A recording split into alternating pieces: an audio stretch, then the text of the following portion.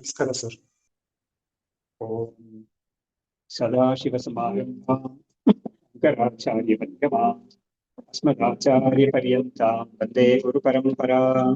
ಶ್ರುತಿಸ್ಮೃತಿಪುರಾಣಾನಾಮಾಲಯಂ ಕರುಣಾಲಯಂ ನಮಾಮಿ ಭಗವತ್ಪಾದಂ ಶಂಕರಂ ಲೋಕಶಂಕರಂ. ಶಂಕಾರೂಪೇಣ ಮಚ್ಚಿತ್ತಂ ಪಂಚೀಕೃತಮಭೂತ್ಯಯ ಕಿಂಕರೀಯಸ್ಯ ಸಾಮಾಯ ಶಂಕರಾಚಾರ್ಯಮಾಶ್ರಯೇ. नृसिंहोपासकं नित्यं तं नृसिंहगुरुं भजे। श्री सच्चिदानंद शिवाभिनव्यन्सिमभारत्यभिधान्यतीन्द्रान् विद्यानिधीन् मन्त्रनिधीन् सदात्मनिध्यान् भजे मानव शम्भुरूपान्। सदात्मनिरतं विषये पराङ्मुखं नौमि शास्त्रेषु निष्णातं चन्द्रशेखर भारती। विवेकिनं महाप्रज्ञं धैर्योदाय क्षमानिधिं सदाभिनवपूर्वं विद्यातीर्थगुरुं भजे। प्रज्ञानां जानतीर्थं विद्यातीर्थं विवेकिनां सर्वेषां सुखदं तीर्थं भारतीतीर्थमाश्रये। विद्याविनयसम्पन्नं वीतरागं विवेकिनं वन्दे वेदान्ततत्त्वज्ञं विदुशेखर भारती। नमामि यामिनीनाथ रेखालङ्कृतकुन्तलां भवानीं भवसन्तापनिर्वापणसुधानदीम्। नमः श्री शंकरानंद गुरु पादांबुजन्मने सविलास महामोह ग्रासैक कर्मणे तत्पादांबुरुहद्वन्द्व सेवा निर्मल चेतसा सुखबोधाय तत्त्वस्य विवेकोऽयं विधीयते। ओम ಇವಾಗ ಈ ಬ್ರಹ್ಮವಿದ್ಯಾ ಅಂತ ಯಾವ್ದಿದೆಯೋ ಆತ್ಮವಿದ್ಯಾ ಅಂದ್ರೂ ಒಂದೇನೆ, ಬ್ರಹ್ಮವಿದ್ಯಾ ಅಂದ್ರೂ ಒಂದೇನೆ. ಅಂದ್ರೆ ಈ ಎರಡು ಕೂಡ ಯಾವ್ದಕ್ಕೆ ವಿದ್ಯಾ ಅಂತ ಕರೀತಾರೆ ಅಂತ ಹೇಳಿದ್ರೆ, ಬ್ರಹ್ಮದ ಬಗ್ಗೆ ಅಥವಾ ಆತ್ಮದ ಬಗ್ಗೆ ಎರಡಕ್ಕೂ ಒಂದೇ ತಾನೇ ಅರ್ಥ. ಅದ್ರ ಬಗ್ಗೆ ಇರೋ ಅವಿದ್ಯೆ ಇರೋದ್ರಿಂದಲೇ ಒಬ್ಬನಿಗೆ ಸಂಸಾರ ಇರೋದು. ಅವಿದ್ಯೆಯನ್ನು ಹೋಗ್ಲಾಡ್ಸೋದು ಈ ವಿದ್ಯೆ ಅನ್ನೋದು. ಹಾಗಾಗಿ ವಿದ್ಯೆಯಿಂದ ಆ ವಿದ್ಯೆ ಹೋಗುತ್ತೆ. ಅದರಿಂದ ಈ ಯಾವ ಒಂದು ವಿದ್ಯೆಯಿಂದ ಒಬ್ಬನಿಗೆ ಸಂಸಾರ ಹೋಗುತ್ತೋ ಆ ವಿದ್ಯೆಗೆ ಬ್ರಹ್ಮವಿದ್ಯಾ ಅಥವಾ ಆತ್ಮವಿದ್ಯಾ ಅಂತ ಹೆಸರು ಅಂತ ಇದೆ. ಇದನ್ನ ಯಾಜ್ಞವಲ್ಕ್ಯರು ಮತ್ತು ಇವರು ಜನಕರಿಗೆ ಆಗೋ ಸಂವಾದ ಅದು ಮುಕ್ತಾಯ ಆಗ್ತಾ ಇದೆ ಇವಾಗ. ಇವತ್ತು ನಾವು ಅದನ್ನು ಮುಗಿಸ್ತೀವಿ. ಆಮೇಲೆ ಒಂದು ಭಾಗ ಮತ್ತೆ ಆಮೇಲೆ ಬೃಹದಾರಣ್ಯಕದಲ್ಲಿ ಒಂದು ಭಾಗ ಇದೆಯೋ ಏನೋ ನಮ್ಗೆ ಗೊತ್ತಿಲ್ಲ. ಆಮೇಲೆ ಮುಂದಕ್ಕೆ ಈ ಬೇರೆ ಉಪನಿಷತ್ತು ಬರುತ್ತೆ. ಅದು ಕೆಲವುದೆಲ್ಲ ನಾವು ಮುಂಚೆನೆ ಮಾಡಿದ್ವಿ. ನೆಕ್ಸ್ಟ್ ಟೈಮ್ ನೋಡೋಣ ಯಾವ್ದಿದೆ ಅಂತ. ಸೊ ಇವಾಗ ಇಲ್ಲಿ ಏನ್ ಮಾಡ್ತಾ ಇದೆ ಅಂದ್ರೆ, ನೋಡಿ, ಕೆಲವು ಉಪನಿಷತ್ತುಗಳಲ್ಲಿ ಯದ್ಯಪಿ ನಮ್ಗೆ ವೇದಾಂತದ ಒಂದು ಕ್ರಮ ಪ್ರಕಾರ ಸಾಧನ ಚತುಷ್ಟಯ ಸಂಪತ್ತಿ ಅಂದ್ರೆ ವೇದಾಂತವನ್ನ ತಿಳ್ಕೊಳ್ಳಿಕ್ಕೆ ಒಬ್ಬನಿಗೆ ಯಾವ ಒಂದು ಪೂರ್ವ ಸಿದ್ಧತೆ ಬೇಕೋ, ಯಾವುದು ವಿವೇಕ, ವೈರಾಗ್ಯ, ಸಮಾಧಿ, ಷಟ್ಕ ಸಂಪತ್ತಿ ಮತ್ತು ಮುಮುಕ್ಷುತ್ವ, ಇದ್ ನಾಲ್ಕು ಇರೋನು ಈ ವೇದಾಂತವನ್ನ ಸಾಧನೆ ಮಾಡಿ ಅಧ್ಯಯನ ಮಾಡ್ಬೇಕು. ಮೊದಲು ಅದ್ರ ವಿಷಯ ತಿಳ್ಕೊಬೇಕು. ಥಿಯರಿಟಿಕಲ್ ಆಗಿ ವಿಷಯ ತಿಳ್ಕೊಂಡು ಅದನ್ನ ಪ್ರಾಕ್ಟಿಕಲ್ ಆಗಿ ಅಪ್ಲೈ ಮಾಡ್ಕೋಬೇಕು. ಹಾಗಾಗಿ ಅವನ್ಗೆ ಯಾರು ಅದನ್ನ ಅರ್ಥ ಅಂತ ಹೇಳಿದ್ರೆ, ಇದ್ರ ಒಳಗಡೆ ಪ್ರವೇಶ ಮಾಡೋನಿಗೇನೆ ಆ ಅರ್ಹತೆ ಇರ್ಬೇಕು ಅಂತ ಇದೆ. ಆದ್ರೆ ಕೆಲವು ಸತಿ ಏನಾಗ್ತದೆ ಅಂದ್ರೆ, ಕೆಲವು ಉಪನಿಷತ್ತುಗಳಲ್ಲಿ ಆ ಕ್ರಮದಲ್ಲಿ ಬಂದಿರಲ್ಲ. ಕೆಲವು ಉಪನಿಷತ್ತುಗಳಲ್ಲಿ ಈ ಸಾಧನೆ ಯಾವುದು ಕ್ವಾಲಿಫಿಕೇಶನ್ಸ್ ಬೇಕೋ ಅದನ್ನ ಉಪನಿಷತ್ತು ಕೊನೆಯಲ್ಲಿ ಹೇಳಿರ್ತಾರೆ. ಆತರ ಕೂಡ ಇದೆ ಕೆಲವುದ್ರಲ್ಲಿ. ಕೇನೋಪನಿಷತ್ತಲ್ಲಿ ಕೂಡ ಕೊನೆಯಲ್ಲಿ ಬರುತ್ತೆ ಅದು. ಇವಾಗ ಕೂಡ ಈ ಒಂದು ಬೃಹದಾರಣ್ಯಕದಲ್ಲಿ ಈ ವಿಷಯದ ಕೂಡ ಕೊನೆಯಲ್ಲಿ ಬಂದಿದೆ. ಅದು ಬಿಗಿನಿಂಗ್ ಅಲ್ಲೇ ಬಂದಿದೆ, ಫಸ್ಟೇ ಬಂದಿದೆ ಅದು. ಆಮೇಲೆ ತತ್ವವನ್ನು ಹೇಳಕ್ ಶುರು ಮಾಡ್ತಾರೆ. ಸೊ ಹಾಗಾಗಿ ಎರಡು ತರನ ಕ್ರಮ ಇದೆ ಅಂತ ಗೊತ್ತಾಗ್ತಾ ಇದೆ. ಸೊ ಇಲ್ಲಿ ವಿದ್ಯೆಗೆ ಬೇಕಾಗಿರೋ ಸಾಧನ ಅಂತ ಇದೆಯಲ್ಲ, ಸಾಧನೆ ಅಂತ ಇದೆಯಲ್ಲ, ಏನೋ ಸಾಧನೆ, ಇದು ಪೂರ್ವ ಸಿದ್ಧತೆ, ಅದು ಏನು ಅಂತ ಹೇಳ್ತಾ ಬಂದ್ರು. ಅದನ್ನ ಇವಾಗ ಮುಕ್ತಾಯ ಮಾಡ್ತಾ ಇದ್ದಾರೆ. ಅದರಲ್ಲಿ ಅರುಚಿ ಪ್ರತಿಬಂಧಸ್ಯ ಕರ್ಮಭಿಃ ಪ್ರಕ್ಷಯೇ ಸತಿ ಗೃಹಸ್ಥೋ ವಾ ಪರಿವ್ರಾಟ್ ವಾ ಶಾಸ್ತ್ರೇಣ ಆತ್ಮಾನಂ ಈಕ್ಷತೆ. ಕೊನೆಯಲ್ಲಿ ಏನ್ ಬೇಕಾಗಿದೆ ಅಂತ ಹೇಳಿದ್ರೆ, ಆತ್ಮವಿದ್ಯೆ ಬೇಕಾಗಿದೆ. ಆತ್ಮವಿದ್ಯೆಗೆ ಕೊಂದ್ ಸ್ವಲ್ಪ ಅಡಚಣೆಗಳಿರುತ್ತೆ. ಅಡಚಣೆ ಅಂದ್ರೆ ಏನು? ಪರಿಪಕ್ವತೆ ಇಲ್ಲ ಅನ್ನೋದೇ ಅಡಚಣೆ. ಆ ಪರಿಪಾಕವನ್ನು ಸಂಪಾದನೆ ಮಾಡ್ಕೊಳ್ಳೋದೇ ದೊಡ್ಡ ಒಂದು ಸಾಧನೆ ಆಗಿರುತ್ತೆ ಅದು. ಅವಾಗ ಇವ್ರು ಹೇಳ್ತಾ ಇದ್ದಾರೆ, ಒಬ್ಬ ಗೃಹಸ್ಥನಾಗಿರ್ಲಿ, ಅಂದ್ರೆ ಹೌಸ್ ಹೋಲ್ಡರ್ ಆಗಿರ್ಲಿ ಅಥವಾ ಸನ್ಯಾಸಿ ಆಗಿರ್ಲಿ, ಇಬ್ರಿಗೂ ಕೂಡ ಆ ಮನಸ್ಸಲ್ಲಿರೋ ಒಂದು ಪರಿಪಕ್ವತೆ ಮನಸ್ಸಿಗೆ ತಂದ್ಕೊಂಡ್ರೇನೆ ಅವ್ರಿಗೆ ಈ ವಿದ್ಯೆ ಸಿಗೋದು ಅನ್ನೋದನ್ನ ಹೇಳಿದ್ರು. ಅವಾಗ ಆ ವಿದ್ಯೆ ಸಿಕ್ಬಿಟ್ರೆ ಅವನು ಗೃಹಸ್ಥನಾಗಿದ್ರೆ ಏನೋ, ಇದು ಸನ್ಯಾಸಿ ಆಗಿದ್ರೆ ಏನೋ, ಇಬ್ಬರು ಕೂಡ ಮುಕ್ತರೇ ಆಗ್ತಾರೆ ಅಂತ ಹೇಳಿದ್ರು. ಯಾಕೆ ಅರುಚಿ ಪ್ರತಿಬಂಧಸ್ಯ, ಅರುಚಿ ಅಂತ ಹೇಳಿದ್ರೆ ಏನು? ವೇದಾಂತದಲ್ಲಿ ರುಚಿ ಇಲ್ಲದೆ ಇರೋದು ಅರುಚಿ ಅಂತ. ಅದು ಒಂದು ಪ್ರತಿಬಂಧಕ ಅಂತ. ಅದು ಹೋದಾಗ ಕರ್ಮಭಿಹಿ ಪ್ರಕ್ಷಯೇ ಸತಿ, ಅದು ಯಾವ್ದ್ರಿಂದ ಹೋಗುತ್ತೆ ಅಂತ ಹೇಳಿದ್ರೆ ಕರ್ಮಗಳು ಮಾಡೋದ್ರಿಂದ ಹೋಗುತ್ತೆ ಅಂತ ವೇದಾಂತದ ಒಂದು ತೀರ್ಮಾನ. ಏಕೆಂದ್ರೆ ಕರ್ಮ ಅಂತ ಯಾವ್ದಿದೆಯೋ, ಕರ್ಮ ಅಂದ್ರೆ ಆಕ್ಷನ್ ಅಂತ. ಏನ್ ಆಕ್ಷನ್? ನಮ್ಗೆ ವಿಹಿತವಾದ ಕರ್ಮ, ಯಾವ್ದಾವ್ದೋ ಆಕ್ಷನ್ ಇಂದ ನಮ್ಗೆ ಪಾಪ ಹೋಗೋದಿಲ್ಲ. ನಮ್ಗೆ ವಿಹಿತವಾದ ಆಕ್ಷನ್ ಮಾಡಿದ್ರೇನೆ ಪಾಪ ಹೋಗುತ್ತೆ ಅಂತ ಇರೋದ್ರಿಂದ ಮನಸ್ಸಿಗೆ ಯಾವ ಒಂದು ಪರಿಪಕ್ವ ಬೇಕಾಗಿದೆಯೋ ಏನು ಈ ಈ ವೇದಾಂತಗಳನ್ನ ತಿಳ್ಕೊಬೇಕು ಅಂತ ಒಂದು ಇಚ್ಛೆ ಇದೆಯಲ್ಲ, ಆ ಇಚ್ಛೆನೆ ಬರೋದಿಲ್ಲ.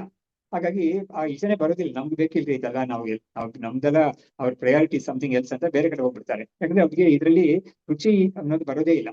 ಹಾಗಾಗಿ ಸಾಮಾನ್ಯವಾಗಿ ಜನಗಳಿಗೆ ಯಾರಿಗೂ ರುಚಿ ಬರೋದಿಲ್ಲ. ಆ ರುಚಿ ಬರೋದಕ್ಕೆ ತುಂಬಾ ಸಾಧನೆ ಮಾಡ್ಬೇಕಾಗುತ್ತೆ.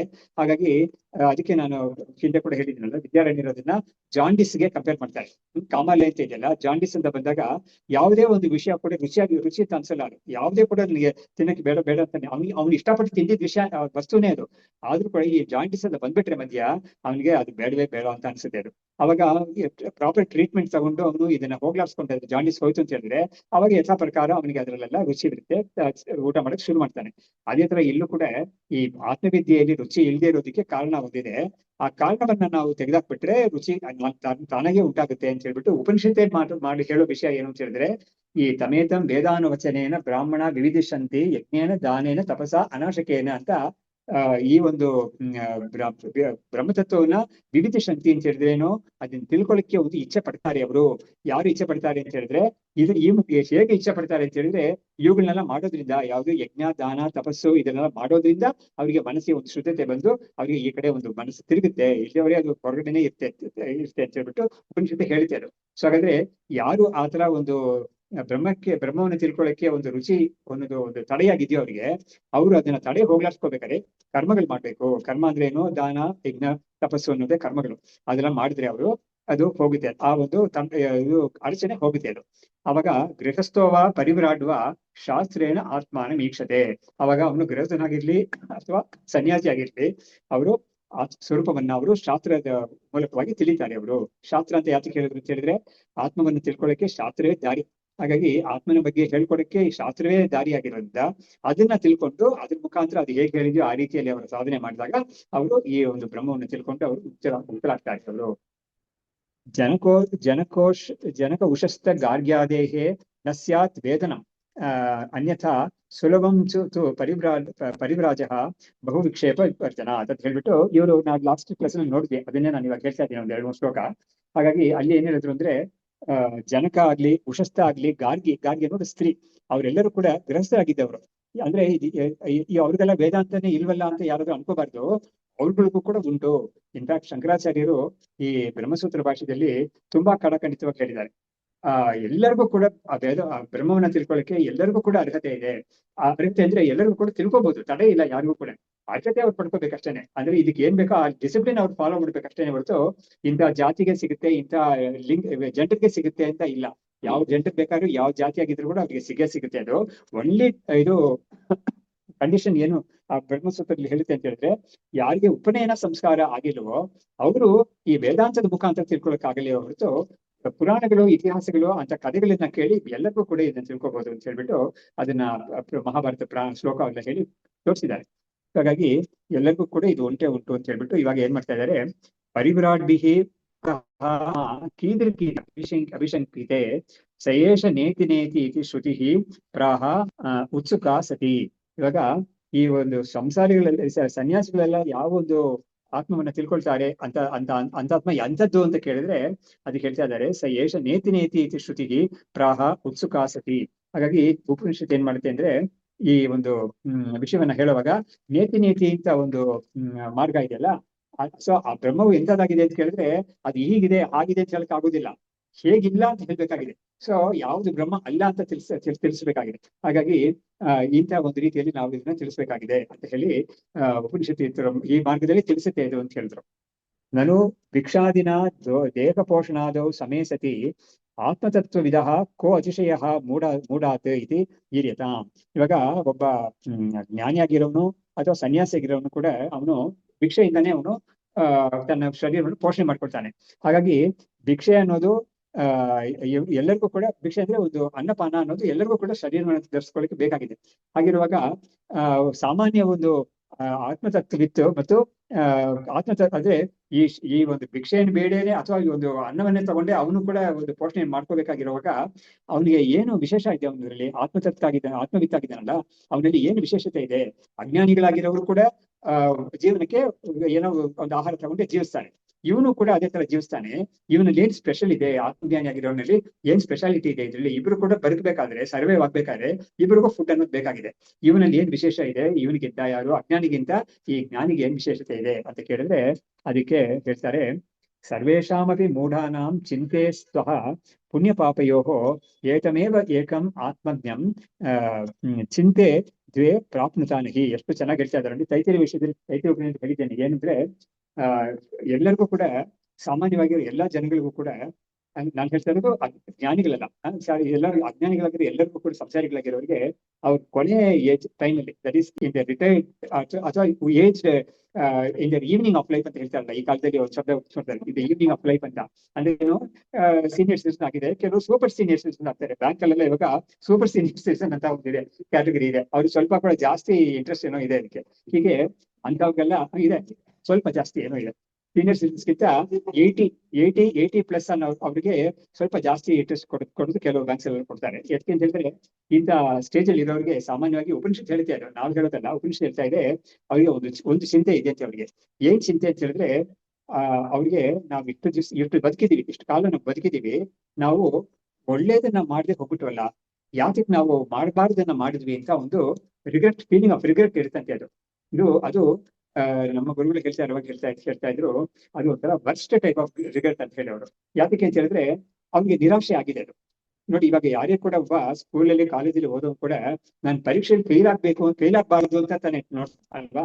ಅದೇ ಒಳ್ಳೆ ಒಂದು ಹಾರ್ಡ್ ವರ್ಕ್ ಮಾಡಿ ಟ್ಯೂಷನ್ ಎಲ್ಲ ಬೇಕಾದ್ರೆ ಅದೆಲ್ಲ ಮಾಡ್ಕೊಂಡು ಪಾಸ್ ಆಗ್ಬೇಕು, ಅದು ಡಿಸ್ಟಿಂಕ್ಷನ್ ಆಗ್ಬೇಕು, ಅಲ್ಲೂ ಕೂಡ ತುಂಬಾ ಆಗ್ಬೇಕು ಅಂತ ಬೇಕಾದಷ್ಟು ಬೇರೆ ಬೇರೆ ಜನ. ಸೊ ಯಾರಿಗೂ ಕೂಡ ಫೇಲ್ ಆಗ್ಬಾರ್ದು ಅಂತ ಎಲ್ಲರಿಗೂ ಕೂಡ ಉದ್ದೇಶ ಇರುತ್ತೆ. ಆತರ ಒಬ್ಬ ಕೊನೆ ಸಮಯದಲ್ಲಿ ಅವನು ಅನ್ಕೊಳ್ತಾನಂತೆ, ಯಾತಕ್ಕೆ ನಾನು ಕೆಲವುದೆಲ್ಲ ಮಾಡದೆ ಹೋಗ್ಬಿಟ್ಟೆ, ನಾನು ಮಾಡಬಾರ್ದಾಗಿತ್ತು, ಅದಕ್ಕೆ ಯಾಕೆ ಮಾಡಿದೆ ನಾನು ಅಂತ ಅವ್ನಿಗೆ ರಿಗ್ರೆಟ್ ಇರುತ್ತೆ. ಅದು ಸಾಮಾನ್ಯವಾಗಿ ಎಲ್ಲರಿಗೂ ಇರುತ್ತೆ ಅದು. ಆದ್ರೆ ಈ ಜ್ಞಾನಿಗೆ ಮಾತ್ರ ಇರೋದೇ ಇಲ್ಲ ಅಂತ ಹೇಳ್ತಾ ಇದ್ದಾರೆ. ಎಷ್ಟು ಚೆನ್ನಾಗಿದೆ ನೋಡಿ. ಅದನ್ನ ಕೇಳಿದ್ರೇನೆ ನಮ್ಗೆ ಹಾಗಾದ್ರೆ ನಾವು ಅಂತ ಒಂದು ಸ್ಥಿತಿಗೆ ನಾವು ಹೋಗ್ಬಾರ್ದು ಅಂತ ಅನ್ಸುತ್ತೆ ನಮ್ಗೆ. ಅದಕ್ಕಾಗಿ ಇಂಥದ್ದೆಲ್ಲ ನಮ್ಗೆ ಮಧ್ಯ ಅವರು ಏನ್ ನಾವು ರಿಗ್ರೆಟ್ ಯಾವ ಬಿದ್ರ ಬಗ್ಗೆ ಅಂತ ಹೇಳಿದ್ರೆ ಪುಣ್ಯದ ಬಗ್ಗೆ, ಪಾಪದ ಬಗ್ಗೆ. ಸೊ ಹಾಗಾಗಿ ಪುಣ್ಯವನ್ನು ನಾನು ಯಾಕೆ ಗಳಿಸ್ಲಿಲ್ಲ, ಪಾಪವನ್ನು ಯಾಕೆ ತಡೆ ಮಾಡ್ಲಿಲ್ಲ, ಮಾಡಿದೆ ನಾನು. ಹಾಗಾಗಿ why did I not avoid wrong doings, why did not ಇದಾಗಿ ಇನ್ಫಾರ್ಮ್ಡ್ ಆಗಿ ಪರ್ಪಸ್ ಆಗಿ ತುಂಬಾ ಕಾನ್ಶಿಯಸ್ ಆಗಿ ಯಾತಿಗೆ ಒಳ್ಳೇದನ್ನ ಮಾಡ್ಲಿಲ್ಲ ನಾನು ಅಂತ ಒಂದು ರಿಗ್ರೆಟ್ ಸಾಮಾನ್ಯ ಜನಕ್ಕೆ ಎಲ್ಲರಿಗೂ ಇರುತ್ತೆ. ಹಾಗಾಗಿ ನೋಡಿ, ಕೆಲವರಿಗೆ ಯಾವ ರೀತಿಯಲ್ಲಿ ಇರುತ್ತೆ ಅಂತ ಹೇಳಿದ್ರೆ, ನೋಡು ನಾನು ಇನ್ನೂ ಸ್ವಲ್ಪ ಜಾಸ್ತಿ ಟ್ರೈ ಮಾಡ್ತಾ ಇದ್ರೆ ಇನ್ನೂ ಒಂದು ಹೈಯರ್ ಪೊಸಿಷನ್ ಸಿಗ್ತಾ ಇತ್ತು ನನಗೆ ಆಫೀಸಲ್ಲಿ ಅಂತ ಅಂತದೆಲ್ಲ ಇರುತ್ತೆ ಕೆಲವರಿಗೆ, ಅಂತ ರಿಗ್ರೆಟ್ ಇರುತ್ತೆ ಕೆಲವರಿಗೆ. ಆದ್ರೆ ಅಂತ ರಿಗ್ರೆಟ್ ಎಲ್ಲ ಇದು ಹೇಳ್ತಾ ಇಲ್ಲ, ಇದು ಹೇಳ್ತಾ ಇದ್ರು ಇನ್ನೂ ಸ್ವಲ್ಪ ಡೀಪ್ ಆಗಿ ಹೋಗಿ ಒಬ್ಬರಿಗೆ ಫೀಲ್ ಮಾಡ್ತಾರೆ. ನೋಡಿ, ಇದು ಕೂಡ ಯಾರಿಗೆ ಹೇಳುತ್ತೆ ಅಂತ ಹೇಳಿದ್ರೆ, ಯಾರು ಆಸ್ತಿಕರು ಅಂತ ಅನ್ಕೊಂಡಿದಾರೋ, ಆಚೆಗಡೆ ಇದನ್ನ ನಂಬ್ತಾರೆ, ಈ ವಿಷಯವನ್ನ ಕೂಡ ಅವರೇ ಕೊಟ್ಟು ಕೇಳ್ತಾರೆ. ಅಂತವ್ರಿಗೆ ಏನಾಗಿದ್ರೆ ಮುಂದಿನ ಜನ್ಮ ಅಂತ ಒಂದಿದೆ ಅಲ್ವಾ. ಹಾಗಾಗಿ ಅವರು ಈಗಿರೋದ್ರಿಂದ ನನಗೆ ಮುಂದಿನ ಜನ್ಮ ಎಂಥದಾಗಿರ್ತೋ ಅಂತ ಒಂದು ಭಯನೋ ಅಥವಾ ಏನೋ ಒಂದು ಸಮ್ ಕೈಂಡ್ ಆಫ್ ಆನ್ಸೈಟಿ ಒಂದು ಇರುತ್ತೆ ಅದು. ಹಾಗಾಗಿ ಇವ್ರಿಗೆ ಮಾತ್ರ, ಈ ಜ್ಞಾನಿಗೆ ಮಾತ್ರ ಅದು ಎರಡು ಕೂಡ ಇರೋದಿಲ್ಲ. ನಂಬವ್ರಿಗೆ ಜನ್ಮ ಇದೆ ಅಂತ ನಂಬವ್ರಿಗೇನೆ ಈ ವಿಷಯ ಎಲ್ಲ ಹೇಳೋದು.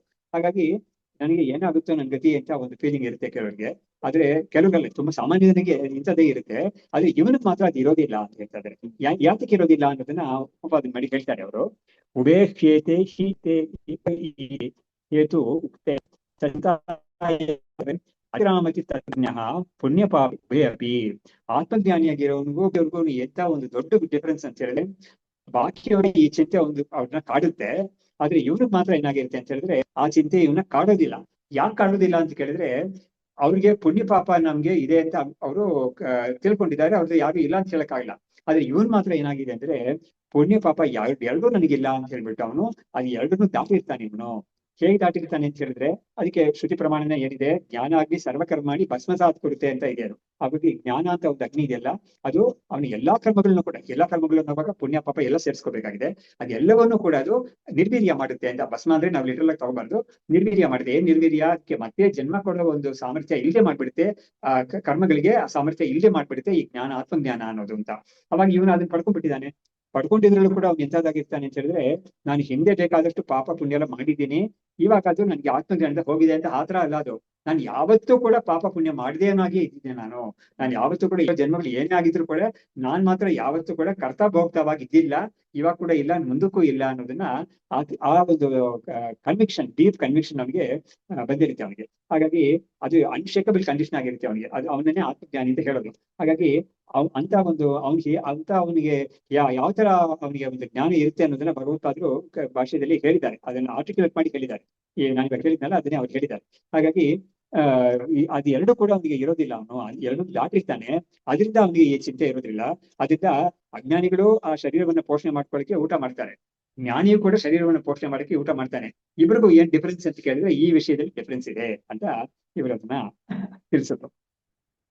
ಕೃತೆ ದೇಹಾದಿಭಿಃ ವಾ ಆಸ್ತಾಂ ದ್ವೇ ಕೃತೆ ವಾ ದ್ವೇ ಅಕೃತೆ ವಾ ದ್ವಿಧಾಪಿ ಚ ಏವಂ ತತ್ವವಿದಂ ತೇ ದ್ವೇ ನೈವ ತಾಪಯತಃ ಕ್ವಚಿತ್ ಅಂತ ಏನಾಯ್ತು, ಈ ಒಂದು ದೇಹಾದಿಗಳು ಅಂದ್ರೆ ಏನು ನೋಡಿ, ಇಲ್ಲಿ ಕೂಡ ಅವರು ಒಂದು ತತ್ವವನ್ನು ತೋರಿಸ್ತಾ ಇದ್ದಾರೆ. ನೀನ್ ಏನೇ ಒಂದು ಆಕ್ಷನ್ ಮಾಡಿದ್ರು ಕೂಡ it has to be only through the body mind complex, not through the Atman. ಆತ್ಮನಿಗೆ ಅದಕ್ಕೆ ರೋಲ್ ಇಲ್ವೇ ಇಲ್ಲ ಅದ್ರಲ್ಲಿ. ಆತ್ಮನಿಗೆ ಏನಾದ್ರೂ ರೋಲ್ ಇದೆ ಅಂತ ಹೇಳ್ಬೇಕಾ, ಇದೆ ಅಂತ ಹೇಳಿದ್ರು ಕೂಡ it is only passive role. ಅದು ಪ್ಯಾಸಿವ್ ಹೇಗೆ ಅಂತ ಹೇಳಿದ್ರೆ, ಆತ್ಮ ಚೈತನ್ಯ ಇದೆ ಅದಕ್ಕೆ, ಅದು ಕೂಡ ನಾನು ಚೈತನ್ಯ ಅಂತ ಇದೇನು ಸಂಕಲ್ಪ ಮಾಡಿ ಕೊಡ್ತಾ ಇಲ್ಲ. ಬೈ ಡಿಫಾಲ್ಟ್ ಬಾಡಿ ಮೈಂಡ್ ಕಾಂಪ್ಲೆಕ್ಸ್ಗೆ ಚೈತನ್ಯ ಸಿಗ್ತಾ ಇದೆ. ಅದರಿಂದ ಮಾಡೋದೆಲ್ಲವೂ ಕೂಡ ಬಾಡಿ ಮೈಂಡ್ ಕಾಂಪ್ಲೆಕ್ಸ್ ಮಾಡ್ತಾ ಇರೋದು. ಇವನು ತನ್ನನ್ನು ಆತ್ಮ ಅಂತ ತಿಳ್ಕೊಂಡ್ಬಿಟ್ಟಿದ್ದಾನೆ, ನಾನು ಅವ್ರು ಅಲ್ವೇ ಅಲ್ಲ, ನಾನು ಆತ್ಮ ಅಂತ ತಿಳಿದ್ದಾನೆ. ಹಾಗಾದ್ರೆ ಏನೇ ಆಕ್ಷನ್ ಆದ್ರೂ ಕೂಡ ಅದು ಶರೀರ, ಇಂದ್ರಿಯ, ಮನಸ್ಸು, ಬುದ್ಧಿ ಅವುಗಳಿಂದನೇ ಆಗ್ಬೇಕಾಗಿರೋದು ಹೊರತು ಆತ್ಮನಿಂದ ಆಗೋದೇ ಇಲ್ಲ. ಹಾಗಾಗಿ ಯಾವುದೇ ಒಂದು ಕರ್ಮ ಅದು ಒಳ್ಳೇದಾಗ್ಲಿ ಅಥವಾ ಕೆಟ್ಟದಾಗ್ಲಿ ಮತ್ತು ಮಾಡಿದ್ದಾಗ್ಲಿ ಮಾಡದೇ ಇರೋದಾಗ್ಲಿ ಎಲ್ಲವೂ ಕೂಡ ಒಂದೇ ಒಂದು ಕಾರಣ ಯಾವುದು ಅಂದ್ರೆ ಶರೀರಾದಿಗಳಿಂದ ಆಗೋದದು. ಹಾಗಾಗಿ ನಾನು ಅಂತ ಶರೀರವೇ ಅಲ್ಲ, ನಾನು ಆತ್ಮ ಅಂತ ತಿಳುವಳಿಕೆ ಬಂದಿರೋನಿಗೆ ಇವುಗಳ ಒಂದು ಇದು ಲೇಪ ಇರೋದೇ ಇಲ್ಲ ಅವನಿಗೆ.